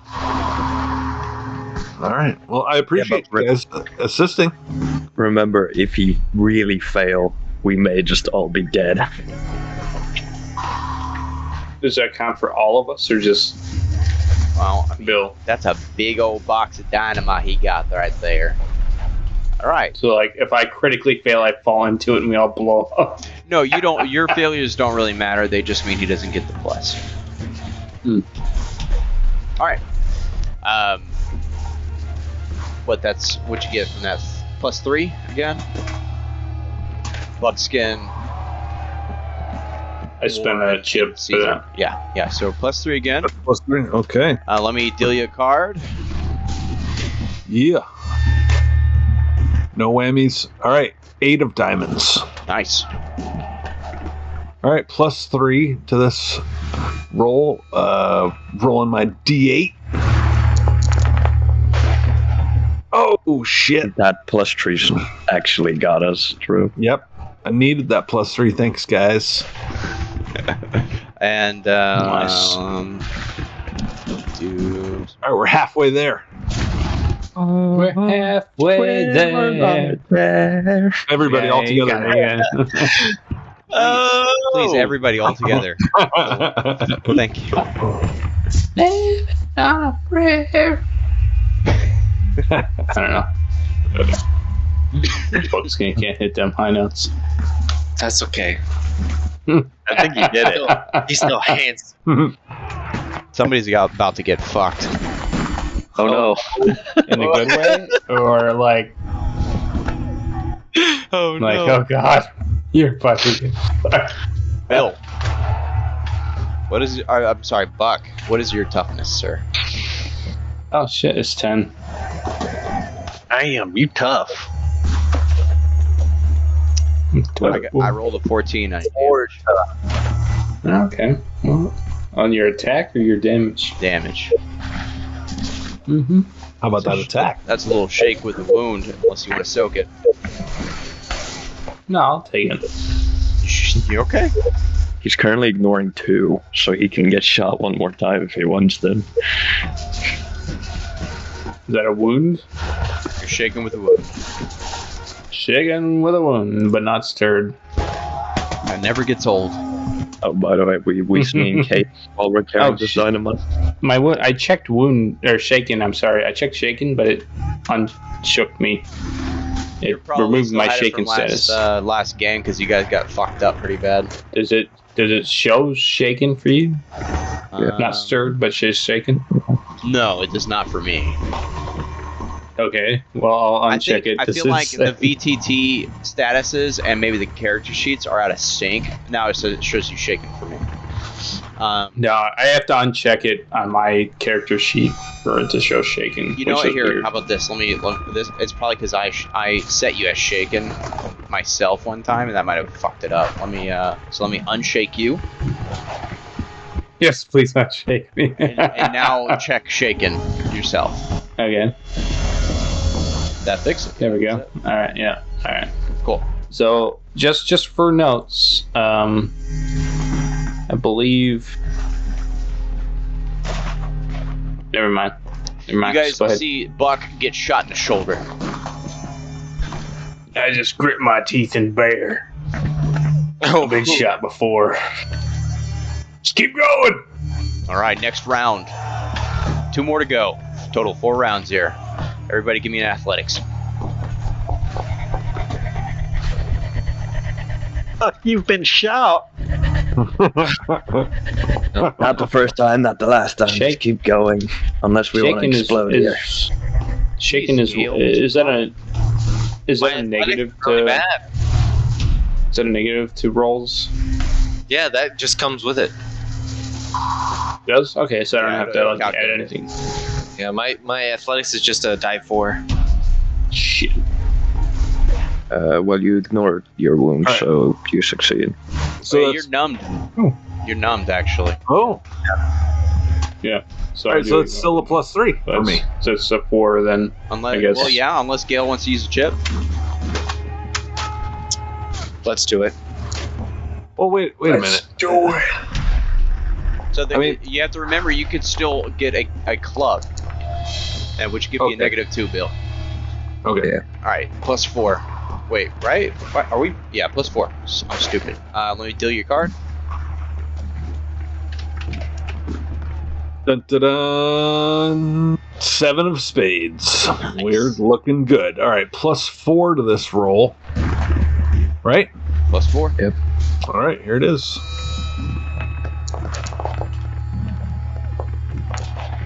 Nice. All right. 3/4 there. All right. Last round. Fight. Athletic rolls, please. Okay. Okay, if you insist. They did insist. I told them to stay back and be safe, but they insisted. Nice. I'm gonna use it. Okay, Chip. wait. Joey, doesn't your numb apply to you as well? So that would be a success. It does Yeah. apply to me. Sorry. There you go. All right, another +4 for me. Another +4. Let's deal you a card. No whammy, no whammy. Dun dun dun. 9 of clubs. Oh, complication -2. Don't fail. Okay, so we're gonna call that a +2 overall, correct? Sounds right. Okay. Anybody want to double check our math? All right, here we go. Oh boy, I'm gonna spend my own Benny here. No, I'll you spend did success. Benny. Oh shit. Oh, Four well, higher, four higher. I'll give myself a Benny back. My bad. What are you calling them? What is that? Oh, you might want to take one of those right back. Somebody's calling him a Benny? What's that word you speak That's of? fair. That's fair. My mistake. Pressure situation. But point, you made it. You done. Yes. You done did it. Bill carefully plants the crate of dynamite, the sweaty dynamite, at the proper place at the base of the pillar, the main structural pillar in the center of the bridge. You got so close to the microphone when you said that. Yes, he puts it ASMR, perfectly something, right where it something's- needs to be. He puts that sweaty dynamite right up in there. Is it? And then he kicks off from the pillar. Wait, as you place. Oh, sorry. As Yes. you place. The posse discovers that, to their dismay, they are not alone. Stand by. The posse? Can That's we up. get We're the posse. can we get a whole The what? erotic audiobook narrated by Ryan? It's all in our graphic novel that we got in our back That's the pockets. dime novel, Okay. man. I'm It's for an hire. erotic novel about You sweaty wanna pay me- dynamite in the you wanna pay me wildfire to and what they narrate do that? with it. I'll do that. What is it? The words and confidence by Bill in the back of the What? dime novel editor notes. Bill's erotic literature. Oh, yeah. All right, so yeah, you discover you're not alone.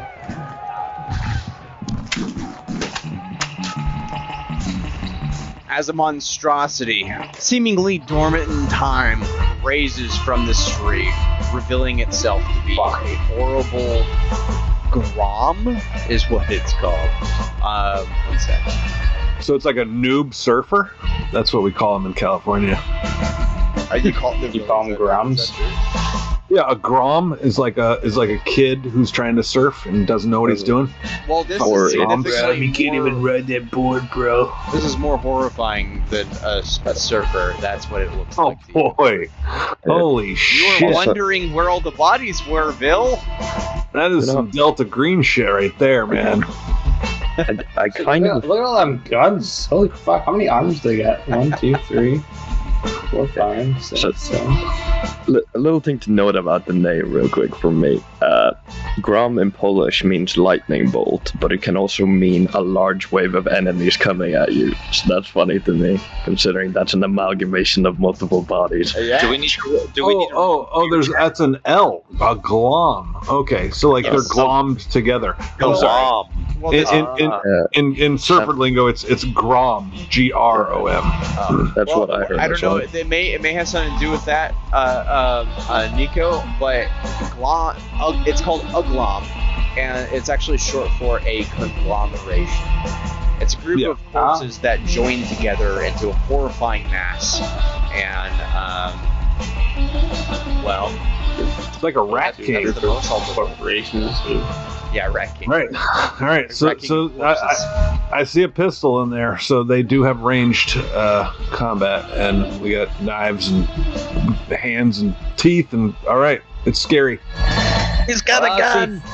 I see 14 arms is what I'm counting. I had to pull off my boot and count on my shoe, but I count 14 arms. Let's hope one of the bodies attached to it isn't a bat, or else I won't be rolling well. So this happens as you guys are concentrating, setting the dynamite, making sure Bill doesn't blow himself up. Everybody give me a notice check. To see if you're surprised by the wow. My nose. I'm really disappointed in myself for calling chip the improper word.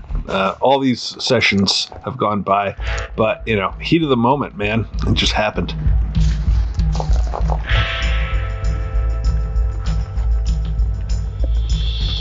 Alright. In the heat. Caesar does not notice, Gil does not notice. Gil's they've got other things on their mind. I don't know. Beef jerky. Beef jerky. My bottle of whiskey that you took from me. You bitch. No, I'm just kidding.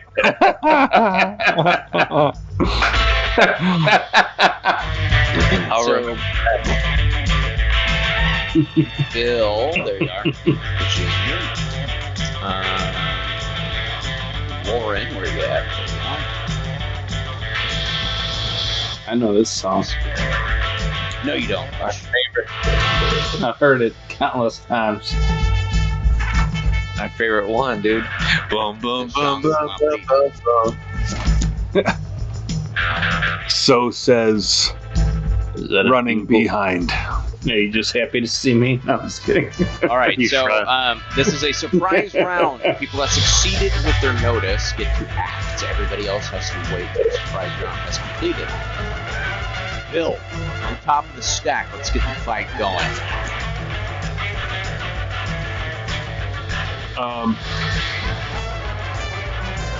So we're like partially theater of the mind here since our tokens haven't moved on the map, but I feel like I'm right next to this thing. Yes. I want to get away from it. I think I'll spend my entire turn getting the hell away from it. Okay.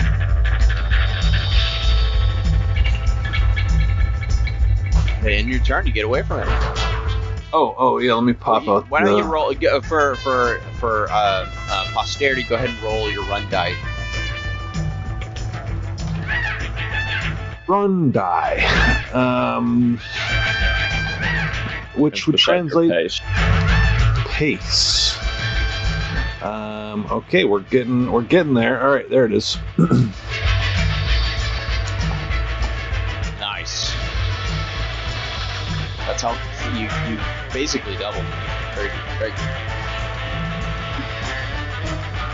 Yeah, Bill just wants to get the hell away from that thing. He doesn't. Yeah. Plus,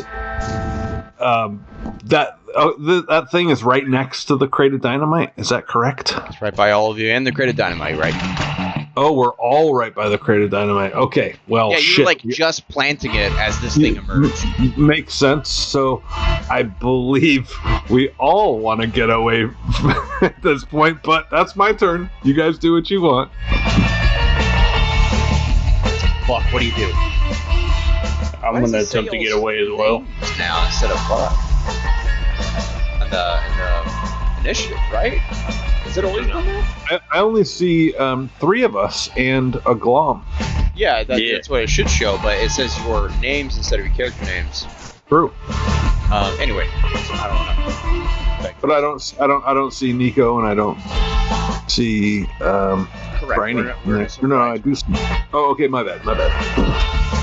I am Buck's going to attempt to get some distance from the aberration thing that appeared, and knowing that Bill and seeing that Bill had a box of, Shveti dynamite, that he's going to move away. Like how you leaned in for that one. Gotta get that, ASMR stuff going on. All right, yeah, roll your running as well. Also a good roll. It's up there. And I'm moving away. That's what I'm doing. While I grab my pistol. Sorry. Let me end my turn. Unless you already did it for me.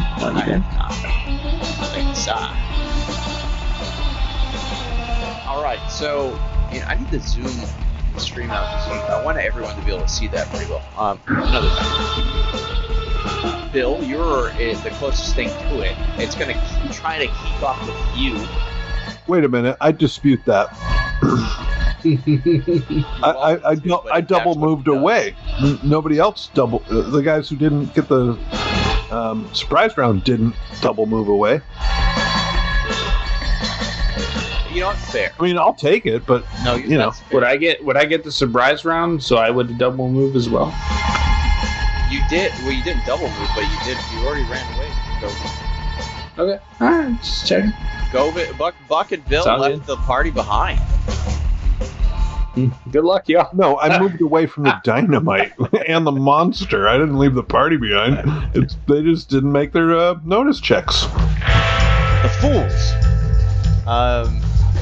It's gonna clog the strike here. Let's see. We'll do dice roll. Just a quick question, because it doesn't specify in the description, so I'm assuming this has to be a GM ruling, but I have first strike, and it doesn't mention surprise round. It just says that the moment that foe gets into my reach, I can get a free attack on him. You're not even aware he's there yet, as far as the rules are concerned. Yeah. Okay. Literally, imagine him busting out of the water and immediately attacking. I was just asking for posterity and for future reference.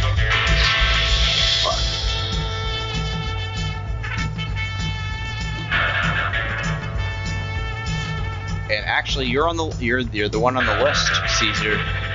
He claw attacks at you. Okay. Landing is 7. That meets my parry.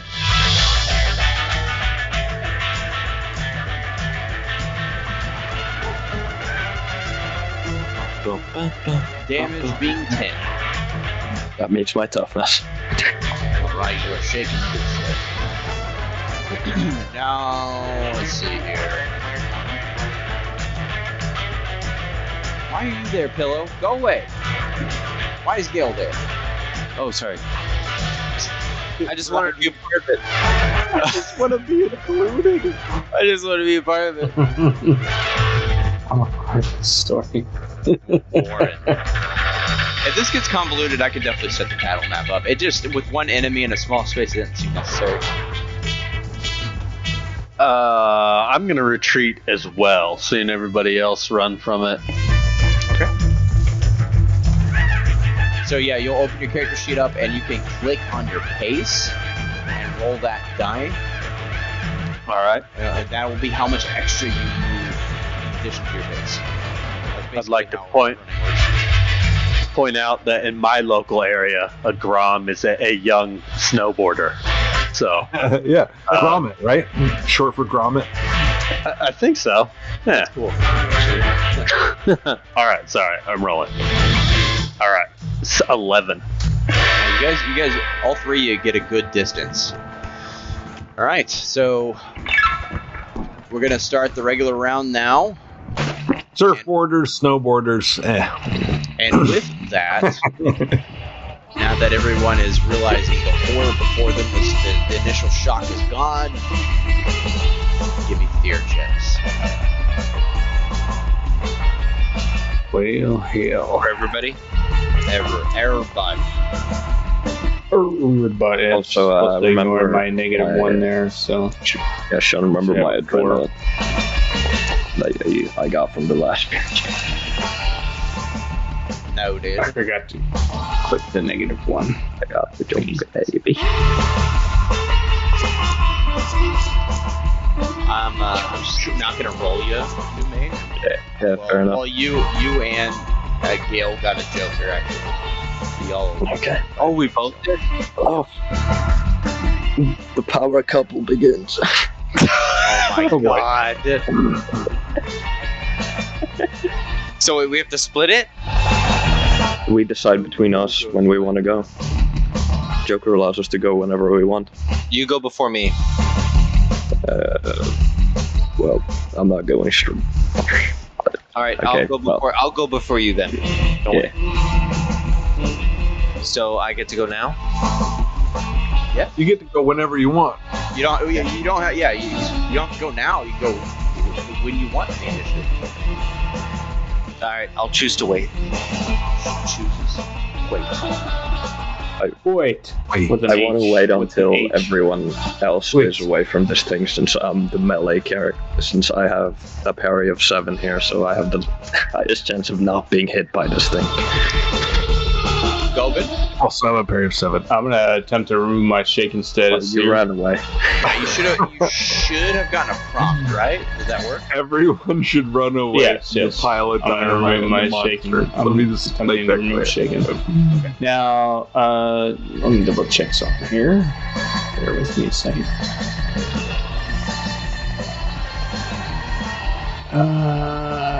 I imagine Warren Your swimming with recovers his... quickly from flamethrower. shock and trauma. He adds +2 to his rolls when come to recover from shaken, so I add +2. Due to my combat reflexes. Oh, there we go. Doing it. Alright. Am I no longer shaken? Success. No, sir. Not at all. Yes, the unshaken, Ready but to fight. and still not stirred. I'm just saying. Fuck's sake. Fuck's sake. Is that my Not for all fuck's sake. actions for that round? No. Now you just act normally. Okay.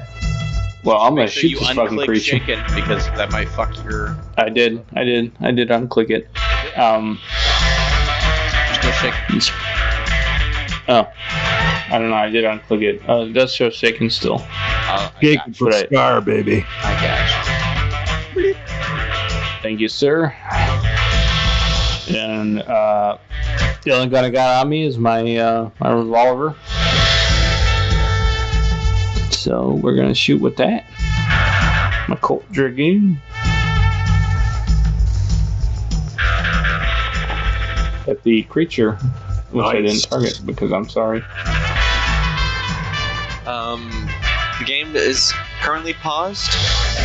Yeah. Why is it -1? Oh, that should be a 7 actually, probably. I would assume because I didn't remove the wound that I had, the -1. Okay.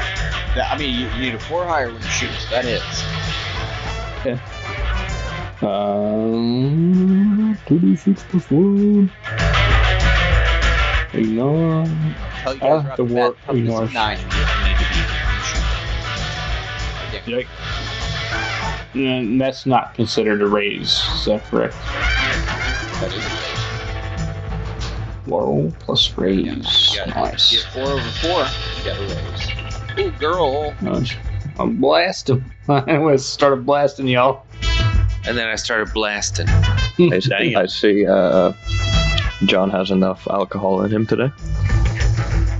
That is not corresponding to my ability to roll well. I think it does. I think it has. I'm just trying to help my liver here, you know. Yeah, be gentle to your liver, but also I got organs to deal with. Come on, think of the group. Alright. yeah. GM is gonna spin a chip to soak 1 damage. So 1 damage. Oh, look at all those shaken. chips the Marshall's got over there. How many chips he's got? Thank you. Oh, Warren. what are these numbers here then? shot. There's So that's a my 12 turn. next to your name.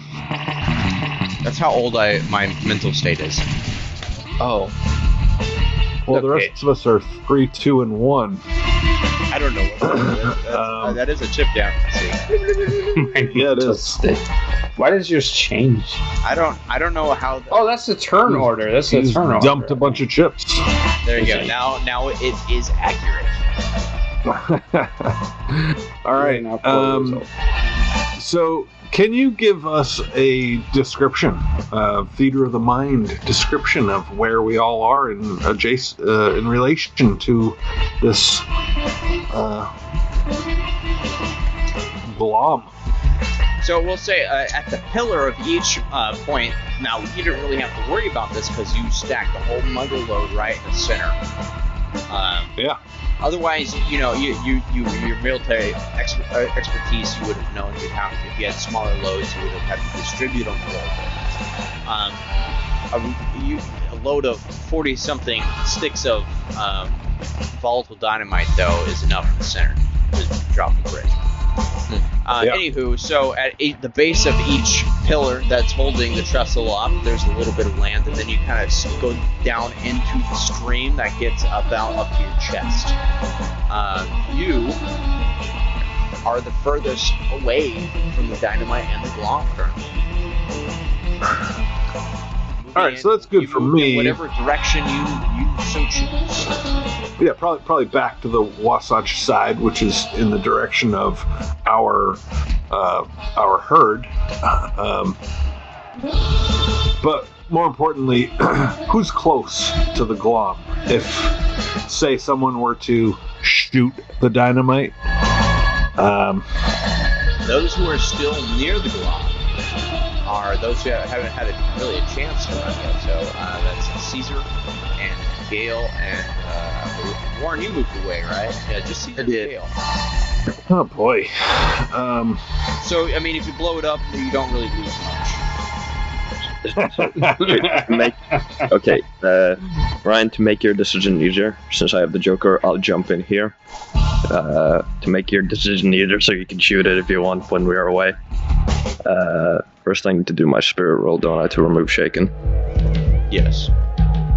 Okay. Well, yeah, Bill's yelling, "Get away from the dynamite!" Success. No shaking. And I will do my pace die. Fools. And I presume that we can move faster now that we're not carrying a crate of sweaty dynamite. Still in waist and chest high water. Does I haven't really Especially- penalized movement yet, though. does the Joker apply to rolling my pace die, or no? Yeah, you get a +2 on any pretty much all your skill rolls. So I can be a speedy boy. Be a speed boy. Walk on water. Ooh. 9. That's still a decent amount. Yeah, that's still So, yeah. still plenty. I run towards the rest of the group with that 9. And yeah, that's good. I'm running south on the map, just I have so some bad give you guys news. perspective. Since we're now in combat. If you leave combat, he's gonna hit you. He's gonna get you. Okay. He's gonna try to. There's so much chaos in the surprise round. He's still coming out immediately swung. It wasn't really attractive quite yet. Now we're in a regular battle scenario in melee combat with some squash. It's gonna get you. Okay. Give it a try. That's your. I don't need to be right now, but that was a 6. Does not meet my parry. And as I'm running away, I shout to the guy, Gale, get away! Gale, get away! All right. Well, I guess I'll move. The dynamite's currently in appropriate position. We don't have to worry about it. Gail's gonna use her Joker card and move as far away as possible. If I can. Getting the swing on you, Gale. He's got combat reflexes. That's fine.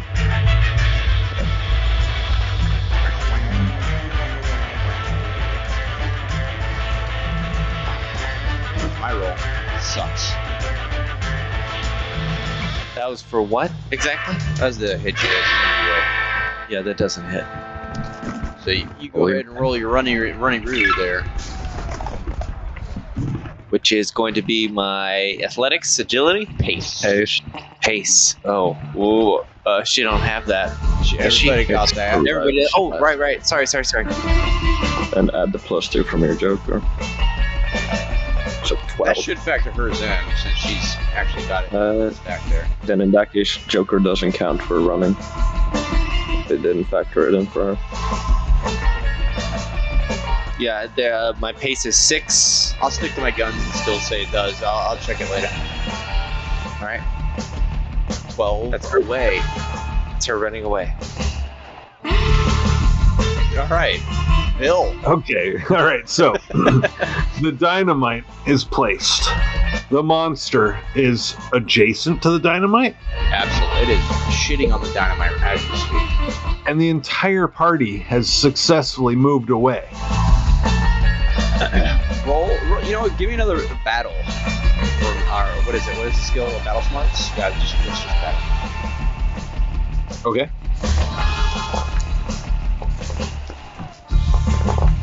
Boom. Luigi. So dynamite is going to be a large explosion. Let me look at the specifics here.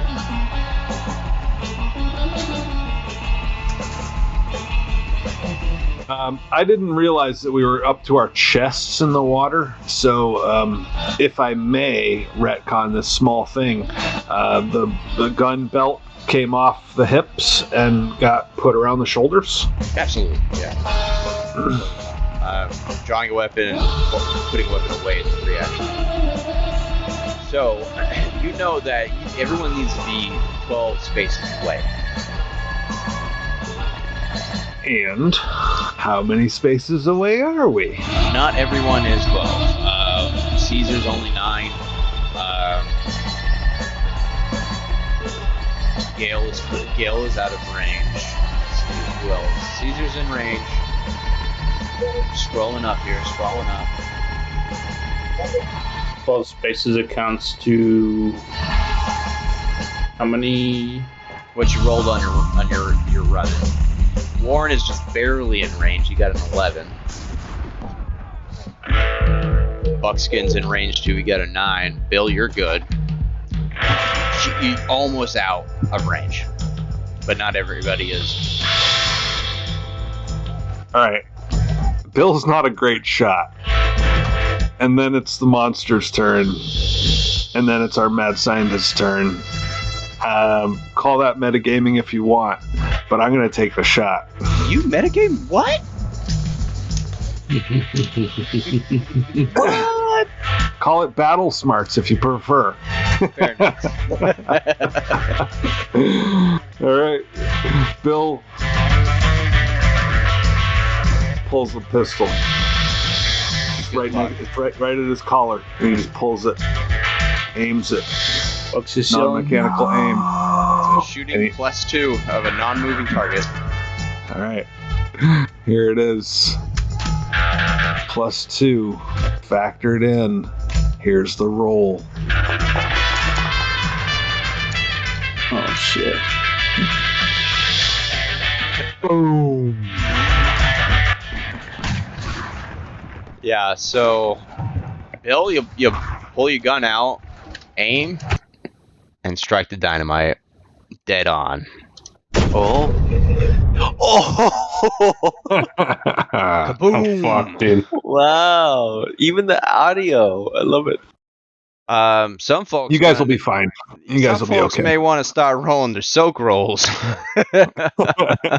I'm gonna soak some shit here. Give me 1 sec to You calculate. guys will be this. fine. Don't worry about it.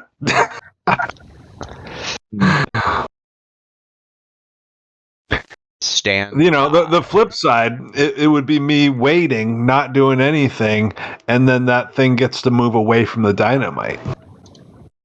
And then we gotta fight that while also shooting the dynamite while also dodging ghost bullets. So Sell me on it, son. I'm not defending myself. I'm explaining the reasoning. So there we go. Okay, murderer.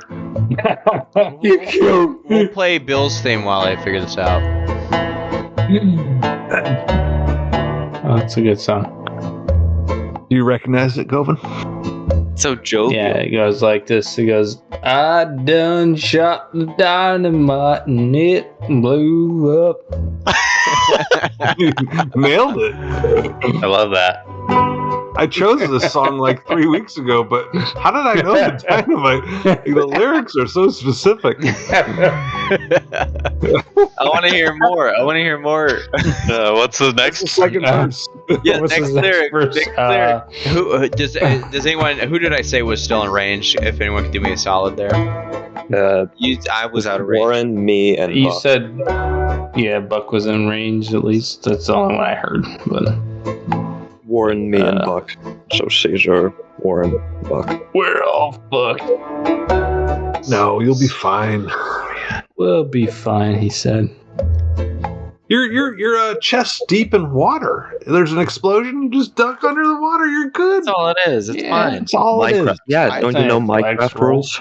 No, I'd never played Minecraft. I haven't had to pull out a calculator until now. BRINEY, are you eating shrimp? What What? the hell was that? No, they're these crazy cookies my girlfriend made. That's a cookie? Yeah, man, they're amazing. I thought that was intestine or a shrimp. Was it like cinnamon or intestine? My girlfriend made cookies out of intestine. She put Nutella in them. Nutella. Uh-huh. You guys be careful. She's watching the stream. Yeah, she's in here. Oh god. Shout out to Rachie. Those cookies look beautiful. Yeah, they're magnificent. Magnificent. I really like dehydrated What are shrimp. all that done? So you shouldn't be watching this. Oh well, Yes, I Nico? think we might be dead. it's 162 damage. Let me just spend a penny to soak some of that. Wait, what did he just roll? He rolled. What is that? Oh wait, no, Govan rolled that. I didn't roll anything. Oh, 28 d6. What the All right. fuck is that? The glom is gone. Just absolutely 100% gone. Vaporize? Like, can people do that? Vaporize? 107 damage. Oh, take 107. Yeah, that's cool. I got like 110 health, so I'll be fine. It no longer exists on this plane of existence. It got knocked into a different universe with that. So 53. Sorry, there's a lot of math now. Let's start with you, Buckskin. Okay. Yeah, start with me. Toughness is 28. That's pretty cool. Holy fuck. You know what? Just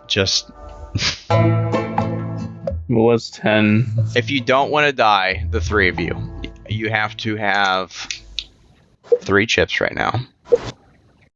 I don't. Can I spend a chip for someone who doesn't have 3?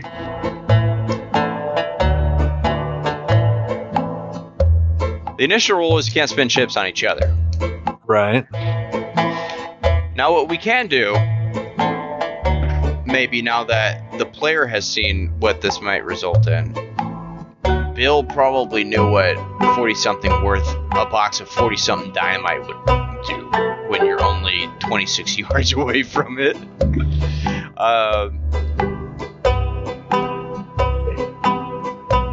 You could retcon your move, I would say. I think that would be fair. That would bring the monster back to life. It would. These guys are chest deep in water. They are. That's my only option to save their lives. You can't use chips on other people, and yeah, they would need 3. Well, not only would they need 3 chips, they still have to make vigor rolls each time to see if it even soaks the wounds.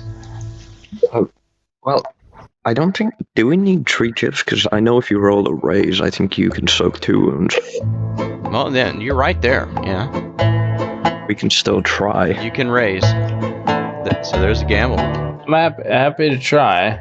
Well, wait, what do you guys want me to do? Because, Marshall... I'm not going to tell you what to do. It's up to you. He's literally opening it to a team discussion, because I think it's fair that maybe Bill anticipated this might happen.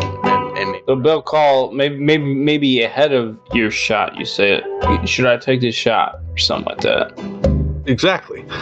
And I disapprovingly say, please don't shoot it yet. Well, what I'm saying is Bill would know that this could potentially kill 3 people before shooting. He would know. So it's up to Ryan if Bill still would or not. And that's really the deciding factor. There's no other chance for them to live other than retconning this and bringing or we get really good rolls, effectively bringing the monster back to life. Well, let's get into the semantics of it. So there's 42 sticks of dynamite in that crate. I said 40 something because obviously you probably didn't want to stop and count volatile dynamite. 42. And 6 sticks of dynamite in the rules does 4d6. So calculating all that does basically just an ass amount of damage. Yeah. Go on. That's it. Oh, that's it. Okay, well... that's where I'm getting the damage from. So me even saying they can soak 53 points of damage is generous. Okay, do we factor in that they are 4/5 underwater? That's kind of what the soaking is, and being a hero and using chips, luck is on your side at all times. Okay, it sounds to me like there's no other choice but to retcon this and to undo everything and to not have taken the shot in order to save your lives. Anybody dispute that? I don't like it. Considering I took 117. Yeah. All right. So Bill Bill called out, should I take the shot? And somebody said no, and Buck yells out, "Please don't shoot!" He sussed it out that that this is super dangerous. So he just Now what you can do, Bill. Okay. Is to hold, which means you can place yourself in initiative pretty much after the glom goes, anytime you want. Now, yes, that's what I'll do. Let's keep it moving. Yeah, and everyone else who hasn't run, I think. Yeah, because BRINEY and Warren and Caesar ran, right?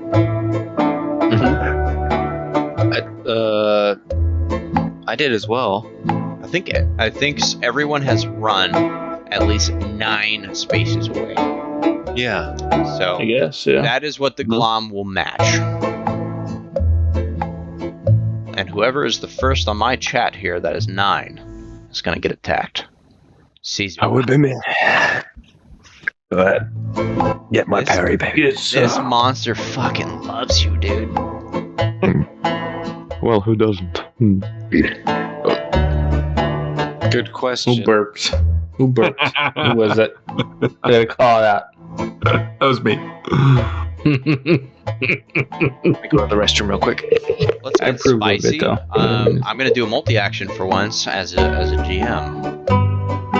One of the flailing arms is holding a 6-shooter and shoots your way, Caesar. Snap. Misses. It moves up to you and attacks you with its claws.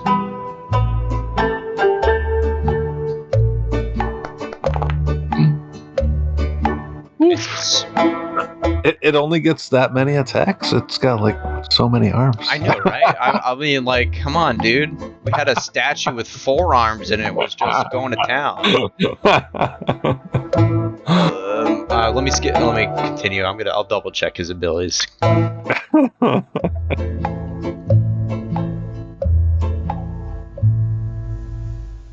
Okay, I'm gonna shoot the dynamite. Just kidding. You fucker. If I could just do it, end it. Okay,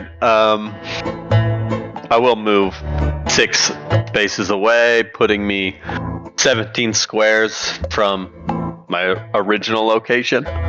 And then I will draw my Colt Frontier pistol. Now, and BRINEY, Warren is knowledgeable of the occult, right? Mm-hmm. Roll an occult check for me. Hell yeah. Alright, never mind. Yeah. Hell yeah, never mind. Yep, never mind. Continue.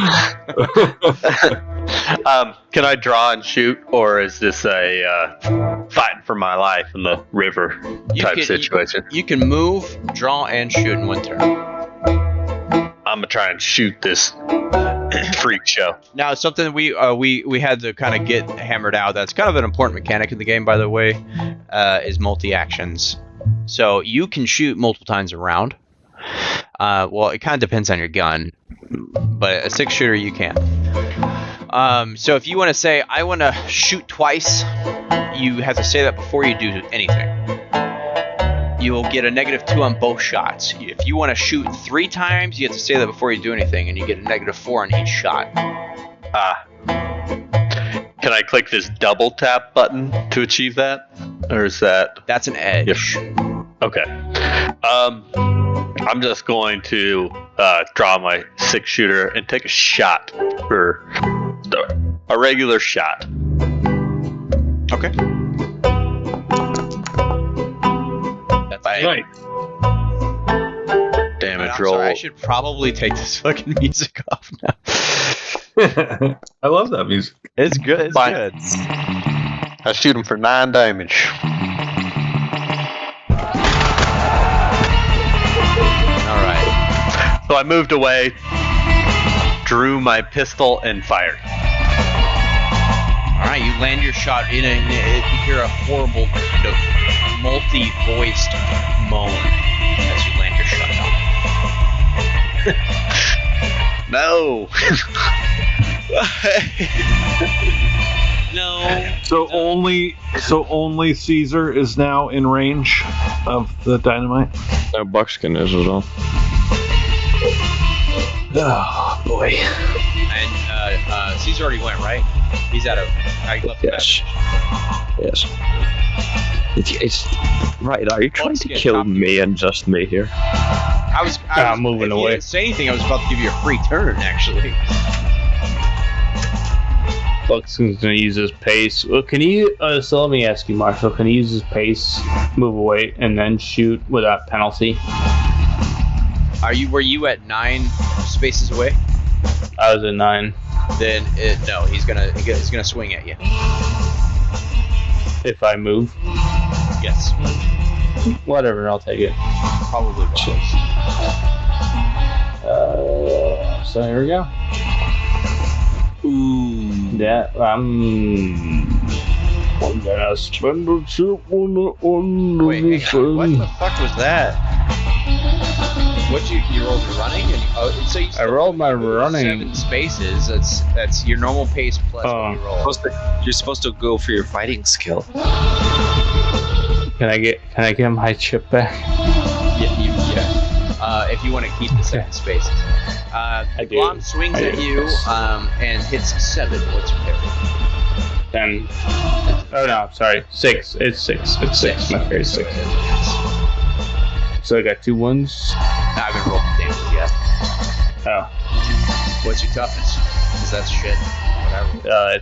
It's 10. Toughness is 10. It scratches your armor. You see sparks fly off of the metal. Of my duster. My metal duster. Like it cuts through your duster into the plates. You see sparks are coming out. All right. So yeah, so you I move 7 paces. Yes, sir. And can I shoot? I need to start. Yes, yeah, of course. I want to shoot at this motherfucker here, so that puts you at 16 spaces away. All right, and there's no. I apologize because it's late for me, but there's no. My brain is failing me right now. There Penalties, is bonuses, no what are you looking penalties for me shooting right now after moving. Okay, all right. So I can ignore. All right, ignore my 1 point and not shoot. That's a hit. Is it a raise? No, you have to hit 8. Every time, anytime you shoot, you have to hit 8. That's fine. That's fine. I roll without raise for damage on my 6-shooter. Because, you know, I gotta shoot the fucking thing. Yeah, you soaked it damage, Marshall. I'm gonna try. I soaked it. Oh, shit. It's a lot of damage. You soaked. We got 3 left, boys. Pass it along. 3 left of... Got 3 chips left. Okay. He's sick. I am now the only one in range of the explosion. Mm-hmm. Perfect. Blow it. And you just see Buck is just like, get the fuck out of there, you know, like, come on, Do it. Caesar. Do it. I fucking dare you. Do it. I'll survive. All right. Hack that explosion. Caesar looks back at Bill. Bill's been aiming for the past round, non-mechanically, apparently, and perhaps Caesar just gives Bill the nod. Bill takes the shot. +2 non-moving target. Is you killing Caesar? Well, he's got no chance to pass this. There's no way for him to survive. How many chips you got, Caesar? He's got 2. So no. Wait. Unless he gets a raise on his I have 1. Actually, shouldn't I? We have gained 1 from. I have 2. Your Joker. Your Joker, yes. Yeah, he has a chance. You're risking the biscuit here. I do what Bill suggested I do. I give him the nod while this beast is engaged on top of me. Okay. And I give Bill the nod. All right. Spicy, I love that. All right, so trying to kill Caesar, but I love it nonetheless. Yeah, we all know that. Come on, if I survive this, it's gonna be badass. True. Marshall, last round I abstained from shooting. I basically did nothing. Is that a aim situation? I know I got the +2 for it being non-moving, but I'm you didn't say you're aiming. No. Yeah, I didn't think I could. Fat Chat's gonna miss anyway, though. I wanted to say that, but I didn't think you'd let me. So, anyways, here's the roll. Success. So let's just, for posterity. I feel like that's my phrase. Yeah, I don't know if we know what that phrase means, but go ahead. For future generations. Okay, Hear yeah, the perfect. explosion again. Yeah, I read books, dude. Mr. Caesar, give me 3 vigor checks. Let's get these out here, and a 1, and 2. Not sure. Oh no. Ooh. Shit. I'm sorry. Wow. What? How did that even happen? You fail one of them. You How did that Fail one of happen? them and just soak everything else with the raise on the next. 8, 7. Jeez. Holy shit. What is this? Beautiful.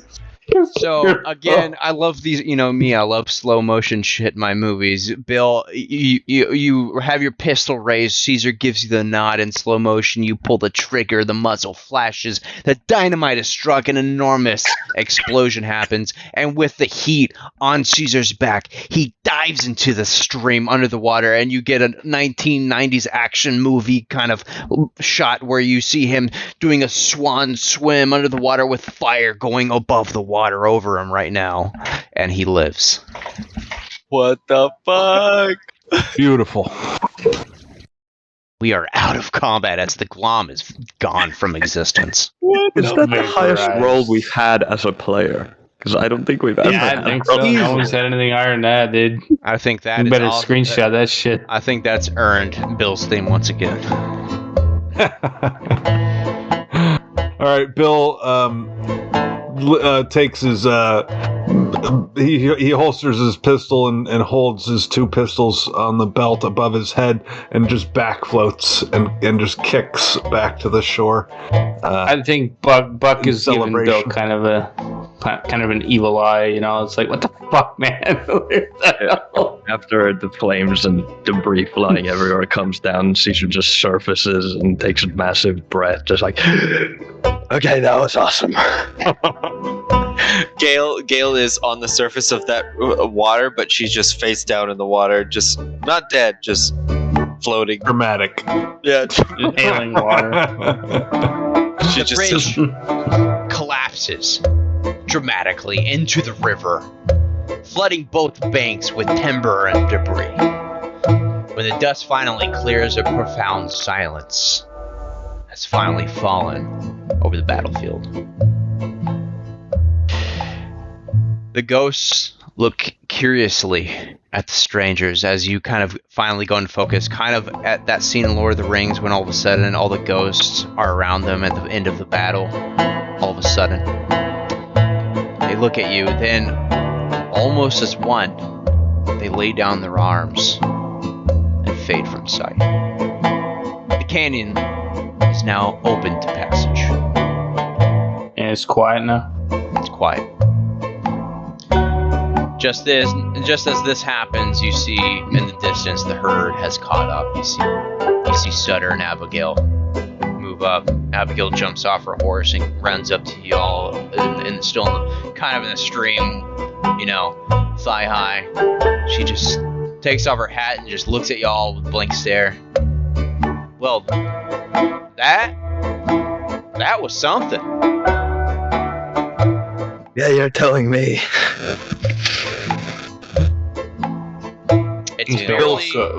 Buck's gonna walk up all pissed off, and he's just looking at fucking Bill. You damn near blew us all to hell. The hell were you thinking? Bill's standing on the shore. He's taking his boots off and draining out the water. and he looks at you kind of like almost surprised. Like, I'm pissed a little bit. Yeah, but I'll get over it. But you know, he's looking at you like a little bit surprised that you're reacting in this way.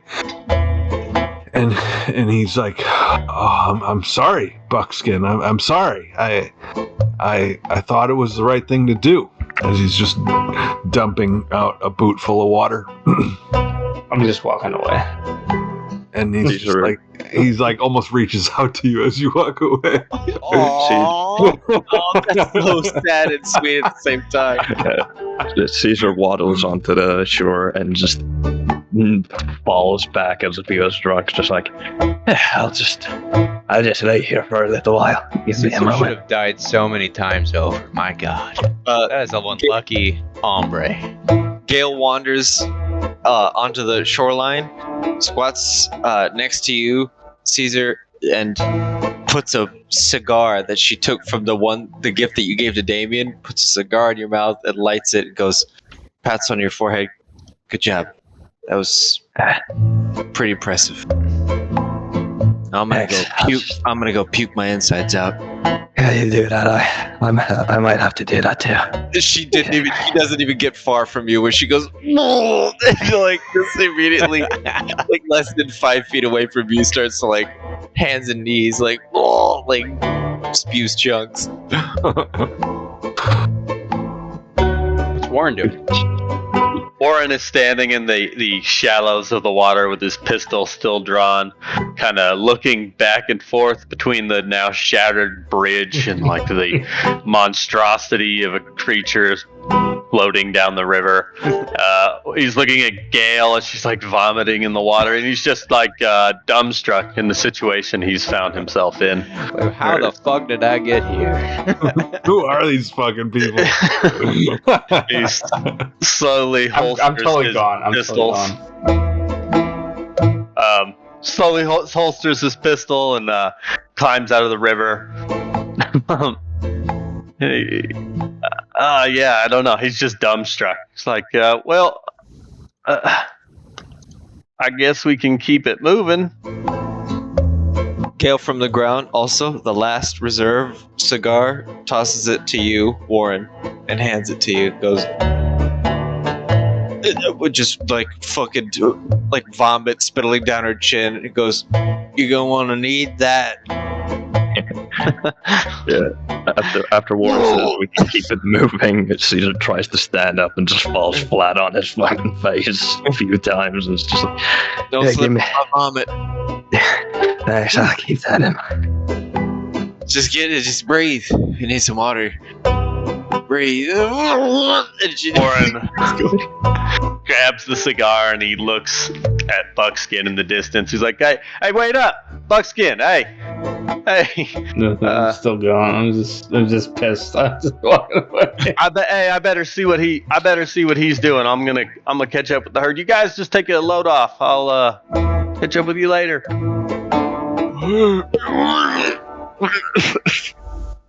She waves up. All right, cowpokes. It's barely another day's travel to the northern end of the canyon. There, the Wind River leads into the Bighorn River Basin, where Sutter's land grant lies. The land lies near Dirtwater, a small town on the Bighorn River. On arrival, Sutter settles up with any trailhands who want to depart, including the posse if there are any, while leaving the option to remain in his hire open to any who wish to do so. After all, raising a ranch isn't a one-man task, and Bill's happy to get what help he can. The posse accepted his offer for a portion of the original herd. They're likely invested in the well-being of their own cattle. Warren, I'll let you know what I'm referring to later, as Bill will also give you the same offer after showing yourself here. Regardless, in that case, Sutter welcomes them to stay, and in return for their assistance in building the ranch, their cattle can graze the land as well. Until next episode, 14, Dirtwater Blues.